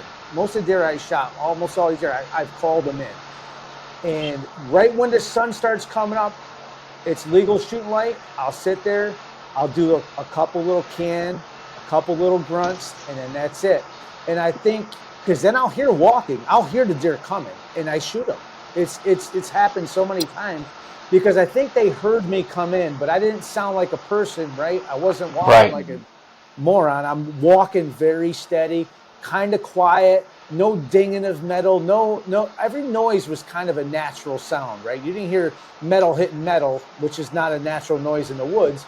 I think they kind of hear it now. They hear that noise, right? A deer will hear that noise. I think they get up and then they just move away, right? They know something was over there. So when they get up out of their bed, they kind of just work the other way. Not really scared of it, but they don't want to go over there. But when I put a call to it, right, that they associated that 45 minutes before that was a deer that come through. Because, I mean, most of my deer, if you look, they're almost quartering 2 shots. Because they're coming to me all the time. And it's just from calling them in. I just had so much luck doing it that way than other ways. And I've told friends what I do. And that year, I had my buddy kill a big buck doing exactly the same thing that I did. And he's hunted that spot for years and never had it happen. So it must work. I have luck with it. It's something worth trying, right? You know, you get in there, just make a couple small calls, nothing loud, just kind of like if that deer's 100 yards away on a ridge, she goes, oh, that's what that was. You know? I think that's what they do. I don't know, but I've had luck doing it. Yeah. You know, and that was the point that I was trying to make, because I think more times than not, some people will take the time to get 90% of the way to their location, and then they want to rush. Because trust me, that 80 yards to the there. tree, I want to run. Like I'm so excited. Like I got to get in the tree. I got to get in the tree. Yeah. But you're like, all right, calm down. Step at a time. Step at a time. You know. Yeah. We had to take our time getting into that one tree down there. Down at camp. Oh, the one you guys sent me a picture. Yeah. Yeah. Oh yeah. You sent me a picture. That tree was oh my God, that was a disaster. You almost died or something. I never used Kyle's. You know, you get used to using your sticks and your stuff, and then somebody else got a different setup, and I was cussing his sticks left and right. I couldn't figure out how to use them. He's on the ground trying to, you gotta go around like this and do this, you know, whatever kind of hitch. I'm like, bud, I'm 20 feet off the ground. I don't know what you're talking about, man. I'm ready to just throw everything out of the tree and go home. I'm like, dude, this is ridiculous, you know. And then he gets up there with me and he's trying to talk me through it. And I'm just like, dude, listen, I'm sweating. I done busted both my elbows. My back hurts. I don't really care at this point. I'm tied up here. I'm gonna die. Just in your tree and shut up. Like I don't really care, you know. Well, we had to get up high enough because the terrain. There was a good chance that they were going to come up like this, probably like the top quarter of this secondary ridge. But there was also a chance they were going to come from down below us. Yeah. And so we had to get up high. He used his set of sticks, and then I had my 2 elevate sticks with me. And I got the daisy chains on him, and he's running the hyper light. Well, yeah, I almost killed you with the one stick. It fell off the daisy chain. It fell out of the tree. I was like, oh, Jesus. Like, you know. Yeah, that took forever. Knowing your equipment's another good thing, another good point. Yeah, knowing your equipment, too. Whatever you're going to use, know what you're using. Yeah. And that goes back to what you were talking about, your setup, too, and being quiet. Like I can do my setup in the dark with no light and not make any noise because I've practiced that so many times. And guys, a lot of times, guys will buy a whole new setup. They don't practice with it. They just want to go out and hunt. And then they blame the equipment. Oh, this shit's noisy, or it's a piece of junk, Well, you don't know how to use it. You didn't practice with it. I couldn't shoot this deer because you can't move like that in a saddle, or I couldn't get my bow drawn. It's like, well, you ask them how many times they practice. It's like, oh, I shot like 10 shots out of it, 4 days before the season. Oh, well, I've never climbed more than 6 feet off the ground with it. Well, it's probably not going to work too good when you got to climb 25 feet in the dark in a freaking maple tree that's got, splits and branches everywhere. No wonder it made a bunch of noise, So, but that's the biggest thing is figure out, get all those kinks worked out before the season. And then when you figure out what works and what little accessories and things you like, how you want to stage your gear, it should be automatic for you. That when you that I believe is the biggest difference in getting close and get punching a tag. Almost and got the job done. A lot of that comes down to that last, the efficiency of getting in the tree. And like Aaron said, they want to spend 90% of their time getting to the last 10%. Spend 10% of your time getting 90% of the way there, and then take your time when you're in the zone. You can't be messing around in there. So all them other deer that you might have walked past, we don't care about those ones. Like, we're here to kill these deer. If you can't get in there, it doesn't really matter how slow you went back there. So and every time you do it, you figure out a better way. So even years of doing the same thing, you're like, oh, if I put a piece of felt here, or I do this, or I do that, or I gotta, put it in this angle. There's so many things, and every time you go, you even though you're practicing, right, you get it all down, you're still learning when you do it. Because there might be a tree you never got in. You're like, I never hunted in a tree that had a fork like this. Now you figure it out, right? Now you can hunt trees like that. There's so many things but people don't even practice it. They just Jay, it's funny. It's funny you say that, man, because I mean I shot right-handed for shoot. I'm left-handed, left-eye dominant, but I've shot bow right-handed for 30 years, and just 2 years ago I switched to left-handed, and a lot of it has to do with, my eyesight isn't as sharp as what it used to be. And, if I by switching over to left-handed, I can shoot with both eyes open now. Things are sharper, things are crisper with both eyes open. And it's funny because I've had a lot of people ask me, well, how hard was the transition? To be honest, the easiest thing was switching.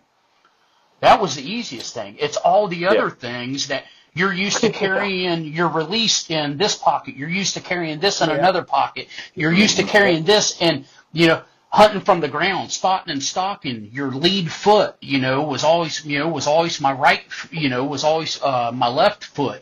Now it's my right. And it's like everything just goes backwards now, and it's like trying to get used to everything else is the big issue. Switching from right hand to left hand to shooting bow was simple. It's everything else. Because you have that system down. What you're talking about, all those 100 little things that you fine tuned for 20 freaking years. Now you got to flip flop all that shit. And it's like, man, it feels weird. It's so funny you say that because my little brother, it was the same thing. He was shooting right-handed, and then he just wasn't shooting good. And I'd be sitting there before the season, and it turns into arguments. I'm like, how are you hitting over there? Like, I don't understand it. He's like, I'm dead on. I'm like, I'm standing behind him. I go, I could see that you're not going to hit it. Standing behind him. Well, he was left-eye dominant.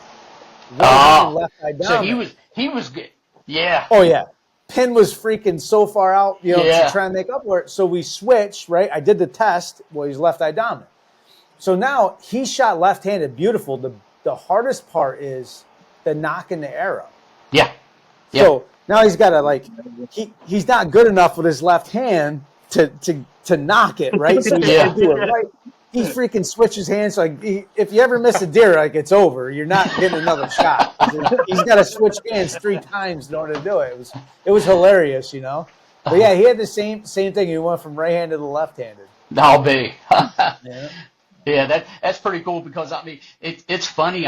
Even to this day, even walking through the woods, I still want to carry my bow with my left hand.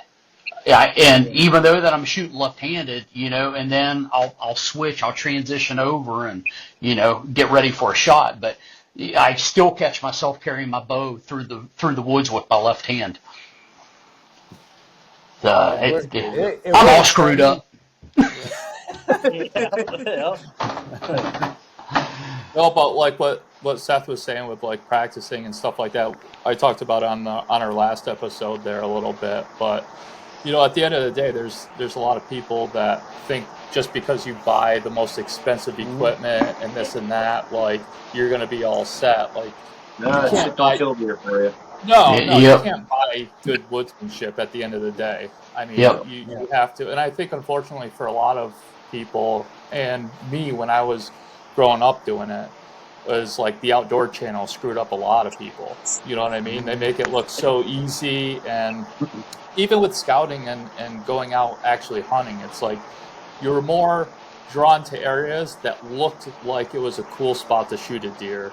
Yeah. Instead of like, and then you're overlooking the actual, the better spots, the high diversity and in the terrain and all that. So you're not going to kill him where you want him to be. You're going to kill him where he's at. Yeah. Right. Walk into a place and say, "Man, this looks like a great spot to set up." That's usually the first place I don't set up. Yeah. How many times have you sat there and not seen anything? Yeah. Right. Or 25 other people have sat there over the course of 2 years. Right. Everybody thinks it looks cool. Yeah, because they have the same thought process. And that's part of the thing with hunting public land that I love. It's so addicting, right? So I've been a competitor my whole life, and it's like a competition, not only with the deer, right? It's with the people. Like I remember my first time coming in Ohio, but I grew up hunting public land, so I know there was no trail. I hunted when there's no trail cameras, there's none of that stuff, right? So I got woodsmanship that I did for many years, and I could I've killed them in every state that I've hunted in public land. I've killed a deer in. I was able to do it. And it's just a natural, I don't know, it's like a natural thing to me, And so the first year in Ohio, there was like 40-something people in this campground. I'm the only one that killed a deer. Nobody killed a deer. It was horrible weather, raining, but I was the only one that killed deer. And it was only like 120-inch deer. But that was like so satisfying that, holy cow, I came here, I don't even know this place. Yep. And all these people didn't kill anything. And I killed something. You know what I mean? That's what it is. It's not really the size of the deer anymore. It's just going somewhere like this. Never been there before, and I just picked it out of like, oh, that looks cool. Like it'd be a good place. And you start getting good at it to where now I could look at a place and go, this is where the deer are going to be, and go there without having to go all this, put boots on ground. I do so much of it, like. Right, Kyle, we went right to the place that I picked, and it wasn't much walking around. We figured this is the spot. I don't need to go to another piece of – they're in here. I just got to find out where. But I know this is the spot I want to be. And that's what's so satisfying about it. You know what I mean? A lot of people don't like it. They like it easy. I'm an idiot. I like things hard for some reason. You know what I mean? Like I don't like to take the easy route for stuff. It's just I like – it's addicting. I like it. People go, that's stupid. Why do you want to worry about all these people? And I like to outsmart these people is what makes it fun. Well, that's a difference between an actual hunter and someone who just kind of does it. Yeah. Yeah. Jay, it's funny because I mean, I'm the same scenario, with my youngest boy, I bought a lot of those cameras. I don't have nothing against it by any means. Trust me. Whenever my buddies share pictures, trail cam pics and stuff like that, I'm like a kid at Christmas, along with everybody else. But it's one of those deals.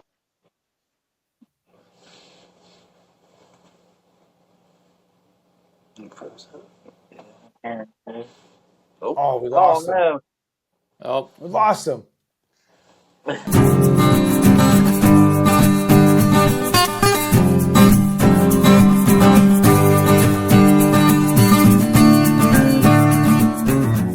But no, this was a good one. I'm glad everybody got to meet you guys and get to hear, that we had a deer camp and just from meeting each other at an expo, and it could be done, So hopefully, because as soon as we did this, right? Remember, I put on there, let's make deer camp great again, and we're doing. Remember, and how many people? All of a sudden, people just started putting out there like, "Hey, I'm in like Oklahoma. Where are you at? I'm looking for somebody to go with." Remember, right after we were doing it, people started going on there and on the site and trying to find people to go hunting with. So the day after we got down there, it started. Yeah, it just started. You just see people saying, "Hey, I'm here. Where are you at?" "Oh, I'm not far," and this and that. It was pretty cool.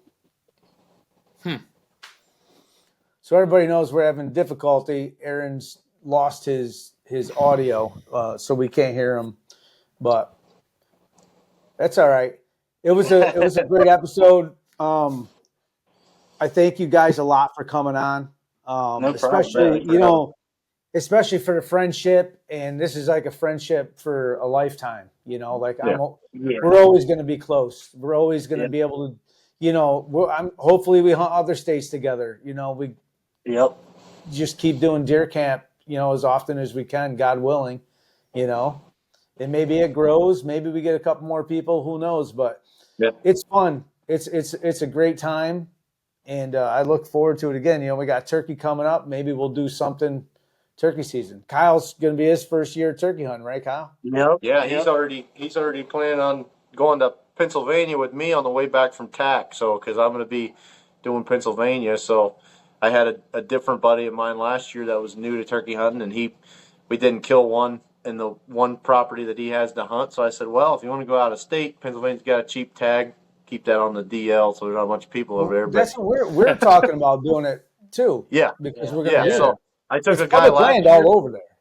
Right around I took a guy last year, did the same thing. We found a campground in a state park that had like $50 cabin rentals for 4 days, a little, 2-bunk cabin, whatever, somewhere to stay. There's public all over the place. And then, this year Kyle's like, well, I'm going to TAC, so maybe on the way back, if you guys are going, I'll jump in with you guys. Yeah, perfect. And I even got a private farm over there too now that we can all hunt too. That's awesome. It's with social media, it has its, obviously there's a lot of negative things about social media, but it definitely has its benefits. It can happen pretty organically now, and you can start a camp pretty easily with guys you never met before. And you're sharing core life memories with guys that you don't even really know. And that usually, it's funny how fast that can make a really strong friendship when, like any other thing in life, like, you don't have there's a lot of people, like, it's hard to have a good friend nowadays. And you can meet somebody online, and that could become one of your best friends off of a 1-weekend deal because you're sharing, core life memories with somebody. So, and that was that's crazy. the big thing about Seth. He lives like 20 minutes away from me. If it wasn't for social media, we'd have never met. That's same thing. us. Same thing with us. Yeah. Same exact thing, But that's what's nice about hunting. It don't matter where I go in technically the world from the military, right? If you're a hunter and you meet another hunter, you instantly have this bond and something to talk about. You know what I mean? Mm-hmm. I can't tell how many friends I meet going to Field and Stream or Bass Pro Shop. Like, I'll make friends going in there. They're shopping and they're looking at something. I'm usually helping them buy something. And my wife hates it when I go there because I'm talking to somebody for 30, 40 minutes, helping them either buying a call or looking at broadheads or whatever. And I'm just sitting there talking to them. Next thing you know, we're pulling out our phones and you start showing pictures and trail cameras. Next thing you know, I get home, I got a friend request from this guy. And now, and it's just, and that's how all these expos are the same thing, and it's awesome. And you can use social media for good. Is there a lot of bad shit with it? Yeah, but you can use it for good if you want to use it for good. You know what I mean? Yep. But no, we're looking good forward to the next one. You're not going to TAC? I don't think. I'm not sure. I probably won't make it to TAC, just because turkey season. I mean, for me, like, I'm a turkey nut. Turkey season takes precedence over pretty much everything in the spring. So it's a short season. You can't really, if you don't chase it pretty hard, it'll be gone. Flash in the pan. It's not like deer season. We got 4 months. You got 4 weeks if you're lucky in some places. So usually I'm from the word go, I'm chasing them pretty hard until there ain't no days left. So Yeah. It'd be cool to hit Pennsylvania, West Virginia, then come back to Ohio. yeah, well, Because they all close around the same time. Right? I'm hoping. Yeah, I mean, in a perfect world, Pennsylvania I don't think opens till May 1st. It's a really late Yeah. opener. Same as us. So That's when we open New York. yeah, first. so but most of the places I'll probably in a perfect world I'm going to be out of tags before Pennsylvania even opens, and then I can go there and make it a 2-bird trip and just be done. Yeah. But yeah, that'll be probably do West Virginia and Ohio in the same week because West Virginia opens like the Monday before our opening weekend, so we got like a whole and I got Michigan opens the same weekend as ours this year, so you got 3 states opening in the same 5-day window or 7-day window, whatever. So hopefully we can kill 5 or 6 birds that week and have a pretty good start. That'd be awesome. Oh yeah. Yeah, you guys are set up in a pretty good location where you can hit a bunch of those. Yeah. Everything's Yeah. a couple hours, 2-3 hours. You're in a different state everywhere. Yeah. 4 hours I can hunt 6 states. Like I got Michigan, Pennsylvania, West Virginia, Kentucky, Indiana, all within 4 hours of me. So it's pretty nice. Yeah, that's nice. That's nice. Not like New York. No, I'm 5 hours to get out of our state. To get to, we're the whole opposite side of New York. We gotta go all the way across New York just to get towards Pennsylvania, West Virginia, Ohio.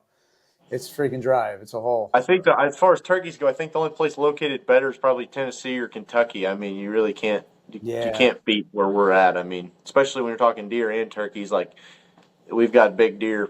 Pretty much every neighboring state to us has big deer too. So it's Ohio's the hub, man. As much as I hate to admit it, because from a non-resident standpoint, we're always getting hammered pretty good. But Ohio really is. I mean, it's the hub. It's got it all. So did you hear what they're doing? I just heard what they're doing for non-resident tag is like going to be they raised like it. Yeah, Illinois like. What $300, $400, $500? Yeah, I know. Crazy. Ours isn't going to be quite that much, but I know Illinois is a $500 tag. So, because I've looked at going there the last several years and just couldn't really justify, doing it with a Kentucky tag still burning a hole in my pocket. Yeah, you got Kentucky, Indiana.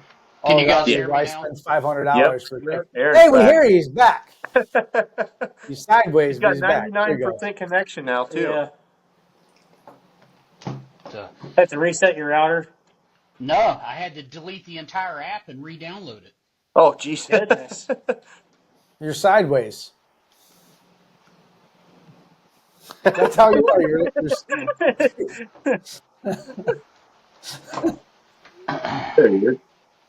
I hope you load turkey shells a lot better than that.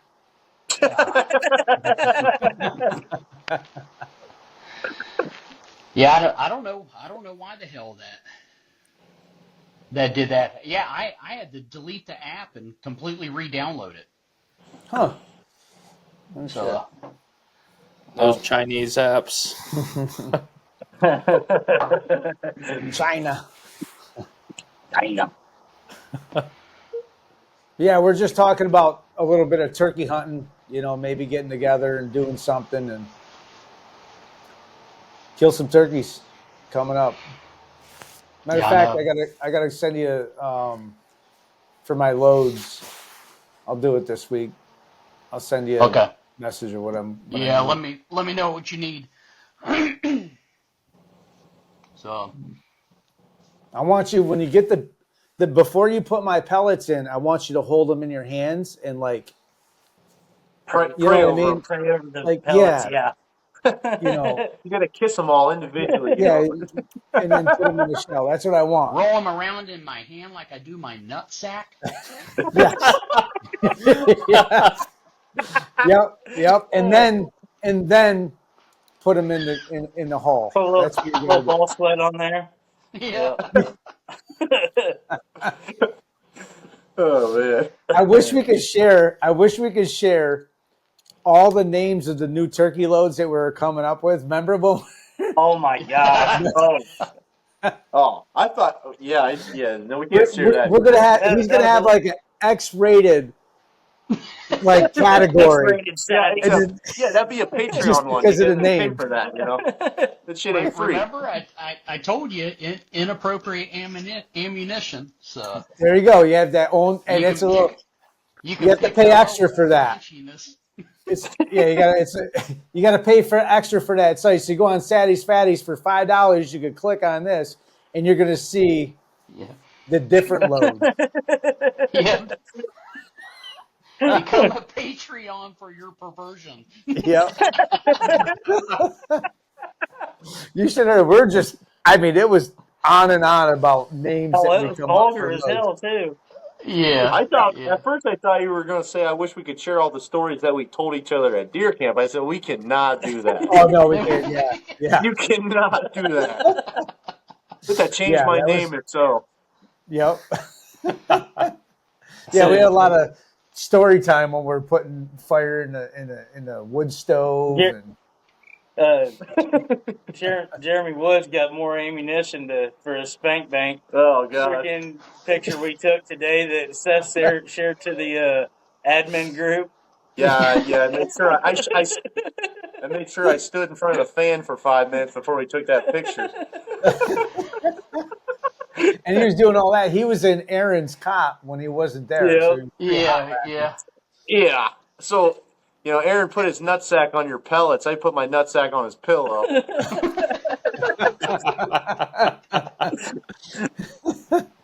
So why did I'm gonna Sleeping with Seth I'm gonna get my turkey load this year. I'm like, why does it smell like sweat? I put a little taintness. Aaron, did you get pink eye when you came back from that camp or not? It's the only turkey shells you get pink eye with. There's a reason why they call it pink eye. Pink eye from the stink eye, Oh, bud. man. Oh man, this was like every night at the camp. It was exactly what we're doing right now. It was like Your every stomach night. hurt when you woke up, and it was bad. When are you going to make it down this way, Anthony? Whenever. Whenever. I'm gonna head out to Ohio at some point for turkey season. I'm gonna try going out there. Probably bring my son out, so get him a turkey, and then I'm gonna try to hit Ohio and Pennsylvania for deer season too. So we'll see. Yeah. So luckily with my work and stuff like that, I make my own schedule, so I go whenever. That's what's nice about mine. My daughter too. We could go down together. Go find somewhere. Yeah. So. It'd be two first timers. My daughter and your son. Neither of them ever been hunting. So. Nope. Yeah. Nope. So I'm excited for that though. My son's been itching to go, so we'll get him out there. Yeah. I think I'm going to try to put my son on a deer first before I put him on a turkey. God. Yeah. Well, you gotta learn how to turkey hunt first, Kyle. That's why. You can't have your kid kill a turkey before you. Hell no. Your ego might shrink down to nothing, man. Right? Oh, You picture that? You picture your kid killing a turkey before you, and anytime you talk about turkey, you just look at Dad. Shut up. Yeah. Dad, you don't know shit. Yeah. That's what happened to my dad. I killed a bird before he ever did. And after that, I was like, Dad, you want me to call in your turkeys for you? I mean, I'm like 12 years old. Like, I think he's pretty high. I think we should go after that one. I could call him up for you. He's like, son, So we learned to turkey hunt together because when my dad was younger hunting deer, we didn't have a lot of turkeys really. No. So my dad really didn't turkey hunt when he was growing up like he did deer. But when I was growing up, the birds were coming back, and he's like, maybe we'll try this. You get to walk around most of the day, and it's nice out. You might not hate it as much as sitting in a stand when it's 20 degrees. You can actually walk around and stuff and goof around if you're not, we were trying to strike birds or whatever. So we started doing it a little bit, and I fell in love with it, man. I never deer hunt again to turkey hunt every day if someone, made me make that choice. So, Yeah. So you don't want to hunt your spots? I'll just come hunt deer. I'll deer hunt your spots. That's no, fine. no, They I have said fall if turkey. You can if come here and someone hunt made me fall choose, turkey. There's fall turkey, dude. It's no, right I there don't in care deer about season. fall turkeys. They're not the same. Oh, okay. I tried. If it could be spring year round, I would hunt turkeys only. Yeah. Yep. Yep. Yeah. So Cool. this is good. Good one. I'm glad you got Yeah. to meet everybody. Yeah. No. Absolutely. As you see them, see their You need- mouths talking. Yeah. So, Yep. but no, it was cool to meet you guys, and hopefully, Yeah. Sure, man. whether it's during Yeah. turkey or deer season The or expo. expo We're going to be at or the yeah. expo in Ohio. Yep. So we'll see every. Well, I'll see You're all Kyle gonna at be there, TAC right? too. So Yeah. Yeah. Oh yeah. Yeah. And then TAC. Yep. Kyle's coming to TAC with us. That's going to be fun. Just hopefully keeps his shirt on the whole time. But yeah. I don't know. My first traditional archery shoot, I had the buddy that my friend that taught me how. He had a fox quiver that they shoved the tube in, and I walked around with that with no shirt on, and everybody's like, "Man, who's this guy walking around with this quiver on?" Because I had it slung over my back like Robin Hood. Was it the quiver or the loincloth that you had? It was not the loincloth. You had the Indian loincloth. I'm confused. Did he teach you how to shoot? He taught me how. Yes, he taught me how to shoot shirt. Oh, okay. That's probably weird. It was a little awkward. It's a little awkward. He's like, first thing you do, take your shirt off. I shoot way better with my shirt off. Yeah. Didn't have anything to catch the string on. No, that should be fun though. TAC will be good. Is this your first time going, Kyle, or you've been to other TAC? Yeah, it's been my first TAC. Nice. His first two virgins.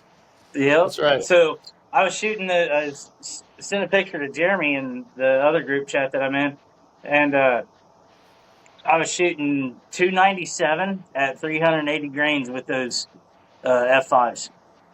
Yeah. Oh, nice. Yeah, so he's shooting the flying arrow. He's got, he's shooting the F5s. He ordered them. Shoot like darts, don't they? You can't beat that arrow for the price. It was crazy because they bullet holed right out of the freaking package. I didn't have to tune my bow or anything. The bow tech at the shop here locally, he was like, "You're the first person that I've had to tell no that I'm not moving anything the entire week." No kidding. Yeah. And you saved good money, right? You saved a lot of money, right? Oh, dude, Chris hooked me up, dude. Because I had a gift card, and it only had $100 on it, and it wouldn't let me make 2 transactions on the website. So I called Chris and told him the situation, and I asked him there towards the end after I gave him all my information, and because there's still like $14 left on the balance, and he's like, "Dude, don't even worry about it." So I got a dozen of everything for $100. You can't beat it. And they shoot good? Oh, freaking phenomenal! Even with the factory fletch on them, Yeah. Yeah. But I'm probably going to strip those off and run zingers because it almost looks like when my new rest drops that they might rub a little bit, but I haven't seen it really affect my flight any. Mm-hmm. Yeah, you'll start noticing if it is, you'll see your fletchings will get little.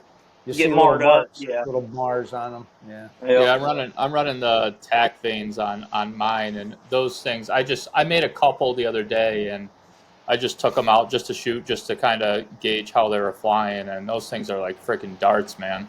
Yeah, it's crazy because hell, me and Aaron talked about it on the way to the Pennsylvania show because you were with what was it, Sirius for a while. Yeah. And he was asking me about my arrow setup and all that stuff because, hell, I used to shoot for 3 years. I shot 772 grains. Oh, shit. Dang. And then complete polar opposites, It's like 297. How the hell did I get there from 256? It's like, Right. but Dang. it was pretty cool. I was excited. And then I'm at the shop yesterday. There the last hour. They got an indoor 3D range, and I was shooting like a 40-yard target, and I put it to my original 40-yard mark on my slider, and I'm shooting over it, dude. I lost 2 arrows because they're shooting into the wall back behind the fucking range. Like, oh shit, man. Oh yeah. No, we'll see how many I lose down in PA. Yeah, I got to You're get a new definitely going to sight. lose arrows. Yeah, But that's what I makes got to it get a fun. new sight. So I'm still torn between the Excel driver and the HHA 3-pin. I got my 3-pin just came in, Yeah, so I'm I throwing about that pulled the on now. trigger on it yesterday when I was there. I was going to put a deposit down on it because they do a like a 1/3 or 25% deposit. Yep. Yeah. But No, it's pretty sweet. I'm excited for it, but yeah, I mean, I'm mainly going just for the practice, and I mean, just yeah, going out and shooting the 60 yards that I did a few times. I mean, and then backing off. We talked about this before too. Is like backing off to where you would normally shoot while you're hunting, the 20, 30 yard mark, and it's like nothing. yeah. So During the summer at the range at the local public piece we got, I don't usually shoot anything under 50 all summer, yep. and then I think Jeremy was a little surprised when we were at camp when we were slinging them Yeah, you're shooting 75 good. yards. Yeah. He was like, I was like, not too bad for a dumb redneck, is it? Yeah. You shooting. You shot good.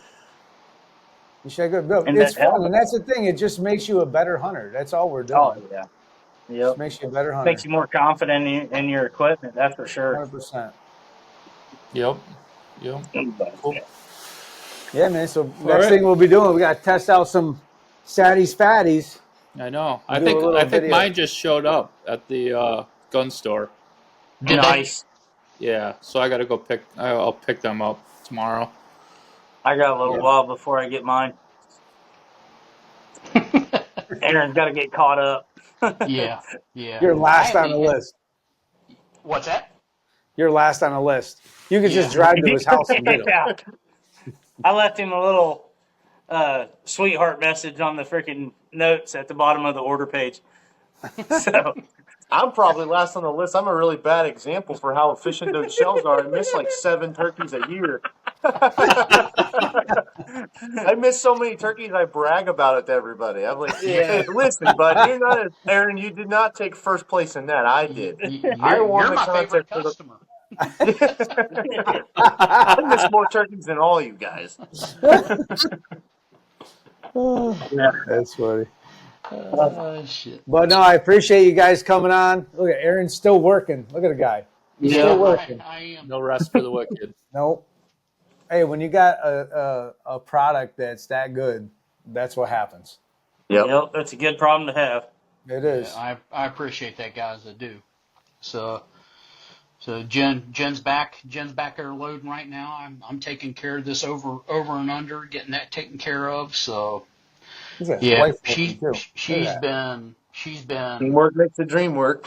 a huge help this year. Huge. So we've been honestly, I mean, and if I didn't have the delays in TSS right now, we've been averaging we've been spitting out about 100 to 200 rounds a day. So Dang.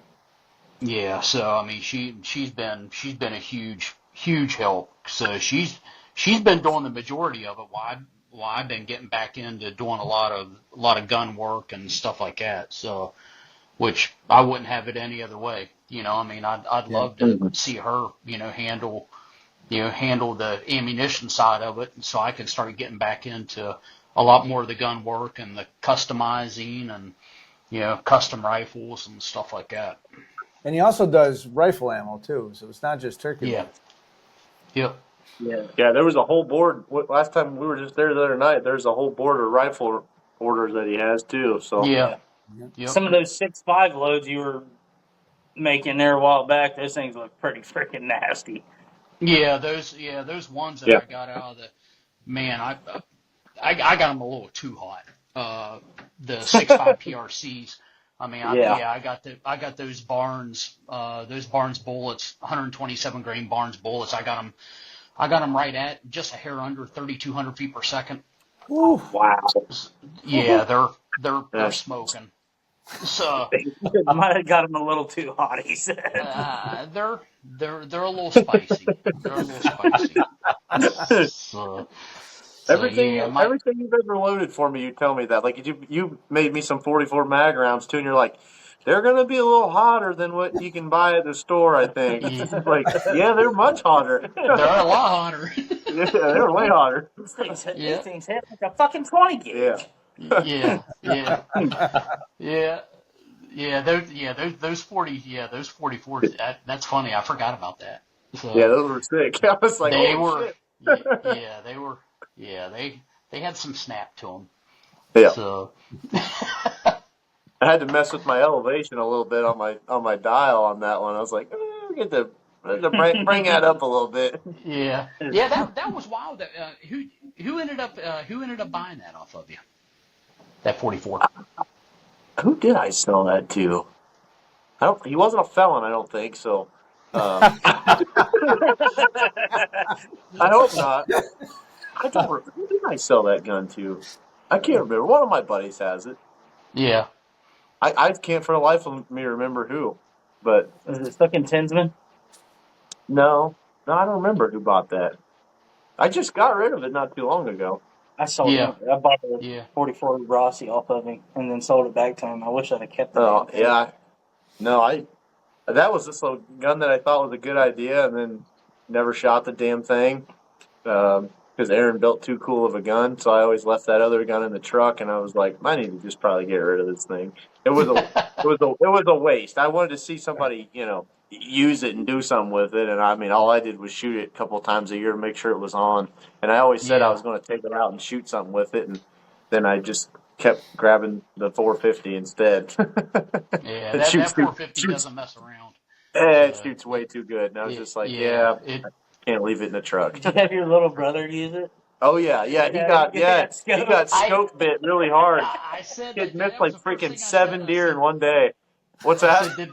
I said that. I said, as soon as I seen that picture, I said, did that scope bite him? And you was like, Well, yeah. well, what had happened was, and I didn't, the kid's never been hunting in his life. I took him one time last year, and we didn't see a damn thing.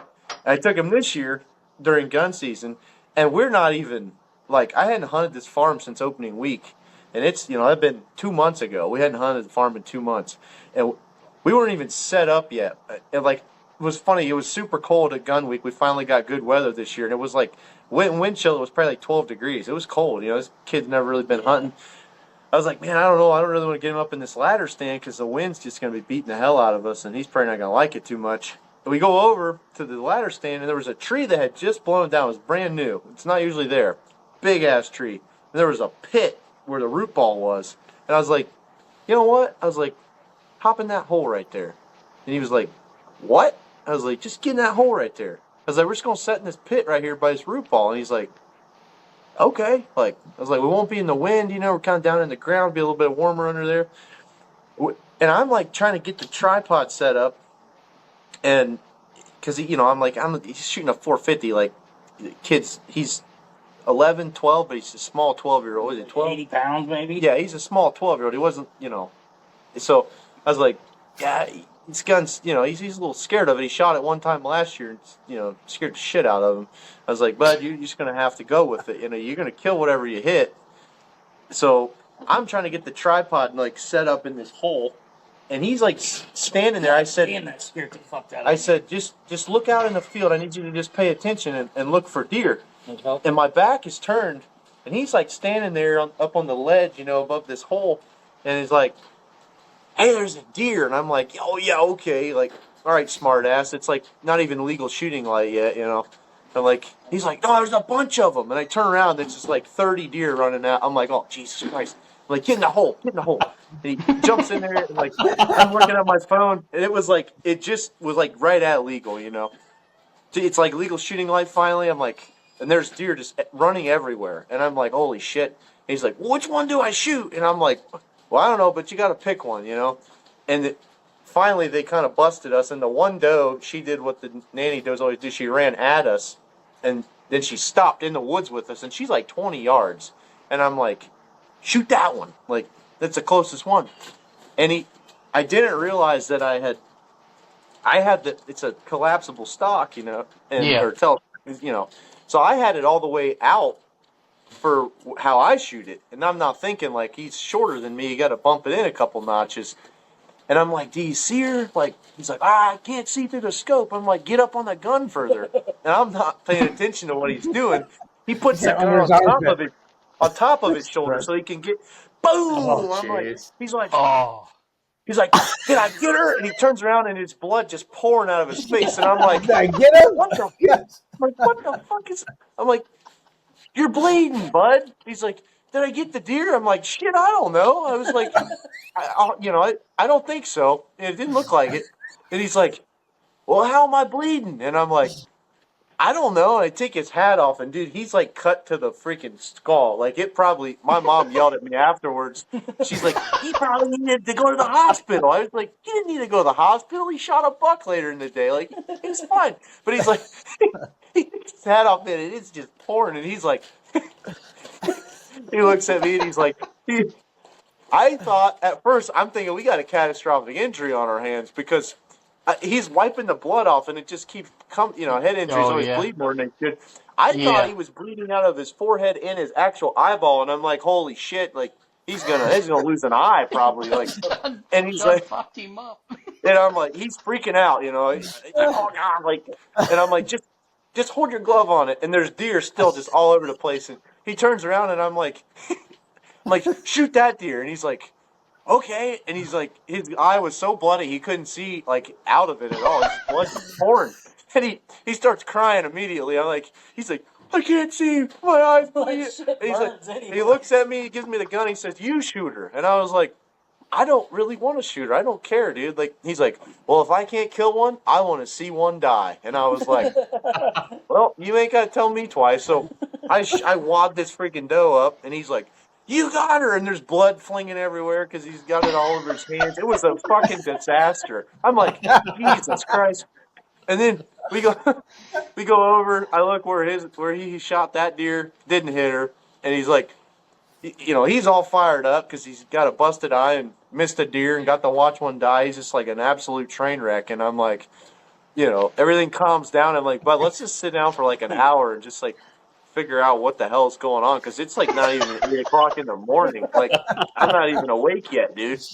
And like, so we go get this doe, and he's like, I'm trying to think of other places I could take him out, and I'm like, man, this is like really it, you know. And he's like, we come back this afternoon, and I'm thinking, Jesus Christ, just bullshitting. After this fiasco, we're not going to see another deer for weeks out here. Like, and I was like, going to let you go anywhere with me. Yeah, and then it was so cold. I'm like, dude, we're driving my truck out there and getting that deer. I'm not dragging that bitch anywhere. Like, you know, we're going to drive right up to her. So we done drove the truck out there. We shot 3 freaking rounds, or no, only 2 rounds, and then, you know, just made a bunch of noise and just commotion everywhere.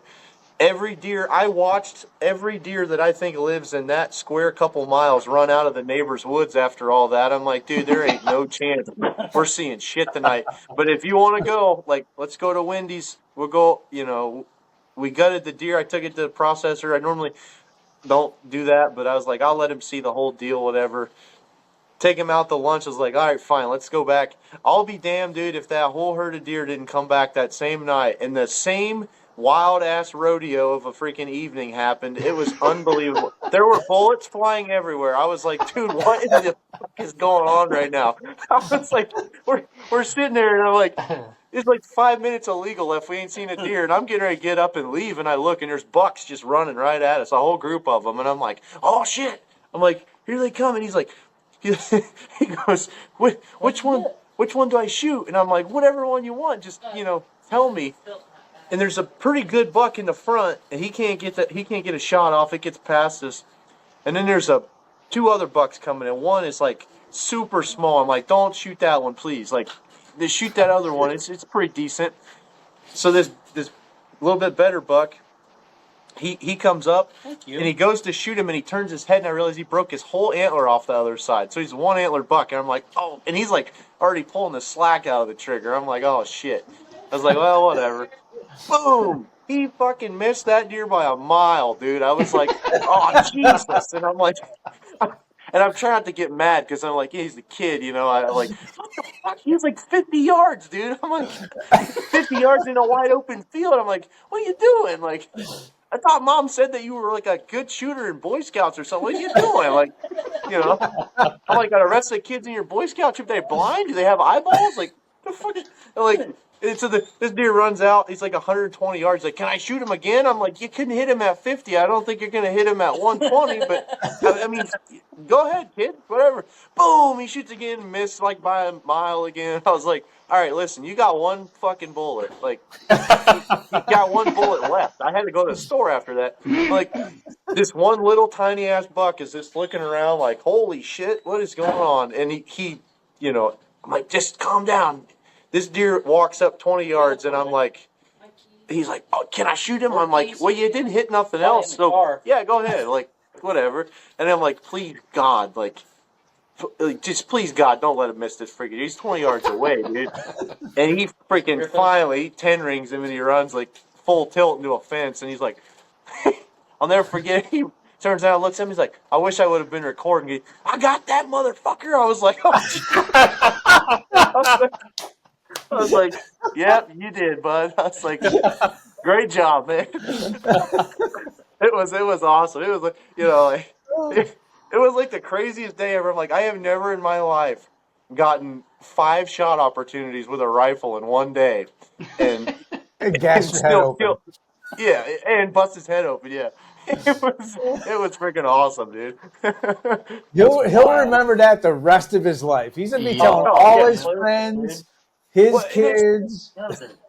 It puts it into perspective. Like, I'm like thinking, like, damn, like, was it that, like, when I was a kid, for my dad, was it like, Jesus Christ, like, what is this kid doing? Like, because you're trying to be like, because my dad was like, I grew up in the woods, and he was like kind of a hard ass. Like, I step on a twig, he'd be like, yeah. What are you doing? What are you doing? Like, you're never going to kill me. You sit there and you think, it's like, no wonder my dad wanted to beat the fuck out of me. I'm just like, and I remember like being a kid when I missed a big buck twice one time in Southern Ohio, and I cried afterwards. My dad's like, what the fuck are you crying about? Like, you're fucking 14. Like, learn how to shoot. Like, stupid ass. I'm like, and I'm just like, my little brother's like crying. I'm like, what the fuck, dude? Like, why are you crying? Why are you not hitting the deer? Like, I don't understand. And I'm just like, it put it in a perspective. I'm like, damn, is it like, that's a lot, it's a lot. Like, there's a lot going on. And like, when he shot the last one, I'm like, I was definitely more nervous than, he's all shook up, he done missed, 3 times today. And I'm like, he's got a concussion. I'm just like sitting behind him, like, please, God, like, the kid has 1 bullet left. He's never going to want to hunt again if he doesn't hit one of these things. Like, and I'm probably never going to want to take him again because this is unbelievable. It's like, it was interesting for sure. Awesome. I was like, man, that was a lot for me. I was completely drained after that. I was like, dude, this is unbelievable. Like, we should have just ran a live cam all day of that shit, because it was just like, you can't even make this up, dude. Like, I can't even believe this is real life right now. Oh man, no, but if that was one of us, we would never see a deer there ever again. No. Yeah. I'm like, dude, do you realize? Like, do you understand? If I would have missed 1 deer today, I'd never see another one the rest of gun season. You had 100 deer in front of us today. Like, we literally saw like 55 deer today. Like, I don't understand. That doesn't make any sense, dude. Like, they don't all go like this. No. Right. Oh, that's awesome. Oh yeah. All right, guys. That was the most fun I had all season too. It was like That's that awesome. one day was like because it felt like it was a year-long day. I was like, oh my god, dude! Like, That's the best story to end the episode on. Yeah. It's Seth taking youth. It's right up there with some of the Nashville stories I could tell, but Yeah, that's Right? that's an R-rated. that's on the Patreon. You know, you got to Yeah, we gotta have it. Yeah, Yeah, you gotta have that. a yeah. Yeah, Yeah, you you gotta buy host into with that. Seth. What the fuck you doing? Yeah, huge Clemson volleyball fan. Yeah. Yeah, You get 3 bullets. Don't fuck this up. yeah. He should his rules. He should have his own rules when he's taking a youth kid hunting. He just hands his index card to him. Yeah. Yeah. Yeah, just Oh, sign good. this disclaimer. Yeah. Kids. Yeah, your head might get split open before the end of the day. I'm not responsible for any scope bites. Yeah. Yeah, there's going to be tears and there's going to be blood. Like, Yeah, you're definitely going to see blood. No matter what happens, you will see blood. Might be your own. Maybe broadened a little bit. Yep. Could be deer blood. Could be your own blood. We don't know. But you're going to see blood when you hunt with it.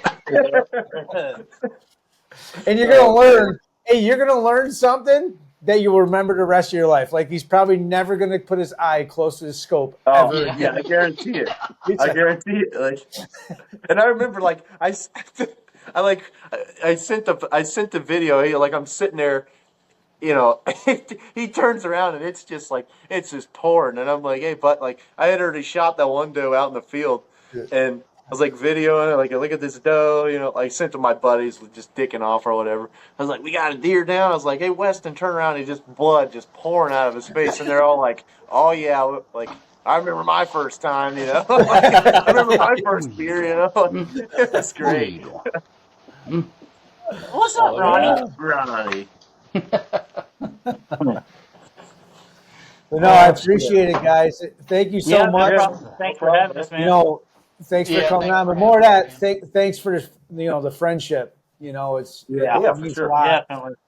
It's awesome to meet guys like you. There's not many real good people in the world anymore. So when you meet some good people, you know, you kind of hold on to them. Yeah, for sure. So, yeah. Anything else? No, man, I'm good. If you guys are good, Satisfied. Hey, Aaron, where can we? If people want to look up your ammunition and stuff, where do they go? SattiesLLC.com on our website, Instagram. You'll find us on Instagram. Satties on Facebook, and you can get a hold of us, messenger, cell phone, text, call, email. So, yep, you can get a hold of us. Nice. Kyle, what about you? Where if somebody wants to find you? Instagram, I think my handle is K Smith Hunts. I don't really get on there that much, but Facebook's just Kyle Smith. Now, Seth, not your OnlyFans, just regular social media. How do people find you? Hey man, a guy's got to make a living nowadays. No, on Facebook it's just Seth Drake, and then my Instagram is Seth_Drake_Niche TV. We do have a YouTube channel, Niche TV as well. I think you got to type it in capital N for niche and then capital T, capital V, because there's some other weird Niche TV channel. That's not me. Right now, we don't have a lot of stuff on there, just some product stuff for Trophy Line. I know I didn't plug Trophy Line at the beginning, but I am on the staff with Trophy Line as well. But we got some product stuff with Trophy Line on there. We'll have, during the summer, I'm going to edit the video of the buck that I killed this year, because I was self-filmed that. And we've got some, we've got some backstory on him from the summer and door knocking and all that that'll be in there. So we're going to tell that story and put it on before deer season. We've got a few other deer videos from me that'll be there, be up there before deer season. And we'll do there'll be some turkey season shorts as well that'll be going up on there. We don't have any turkey content from last year really. I'm usually self-filming, so that's pretty difficult at this point to self-film turkey hunts. I'm not Dave Owens and I'm not Shane Simpson, but you guys can find us on YouTube, and we'll have some stuff coming up on there. So Nice. Cool. All right, cool. But if you guys want to meet us in person, go check out a Mobile Hunters Expo. Yep, Mobile Hunter. Yep. Well, I think we're all going to be Yeah, we'll all be there. We'll be there. Yeah. Yeah. Oh gosh. And we got the Mobile Hunters Expo is going to be in Dalton, Georgia, and Wilmington, Ohio. It's coming back to Ohio this year. So, yep. Yeah. And those How will far both is be How far is What's that that? from you guys? about an hour from us, a little over an hour. Okay. Yeah. Is the And hour they're- closer to me or farther away? Hour farther. Well, hour and a half farther. Well, no, you just Well, take. it's east though, so it's Yeah, probably you- about the same distance. About the same, probably, just- honestly. Yeah. All right. Yeah, we'll be there. Right on. All right. Thanks, guys.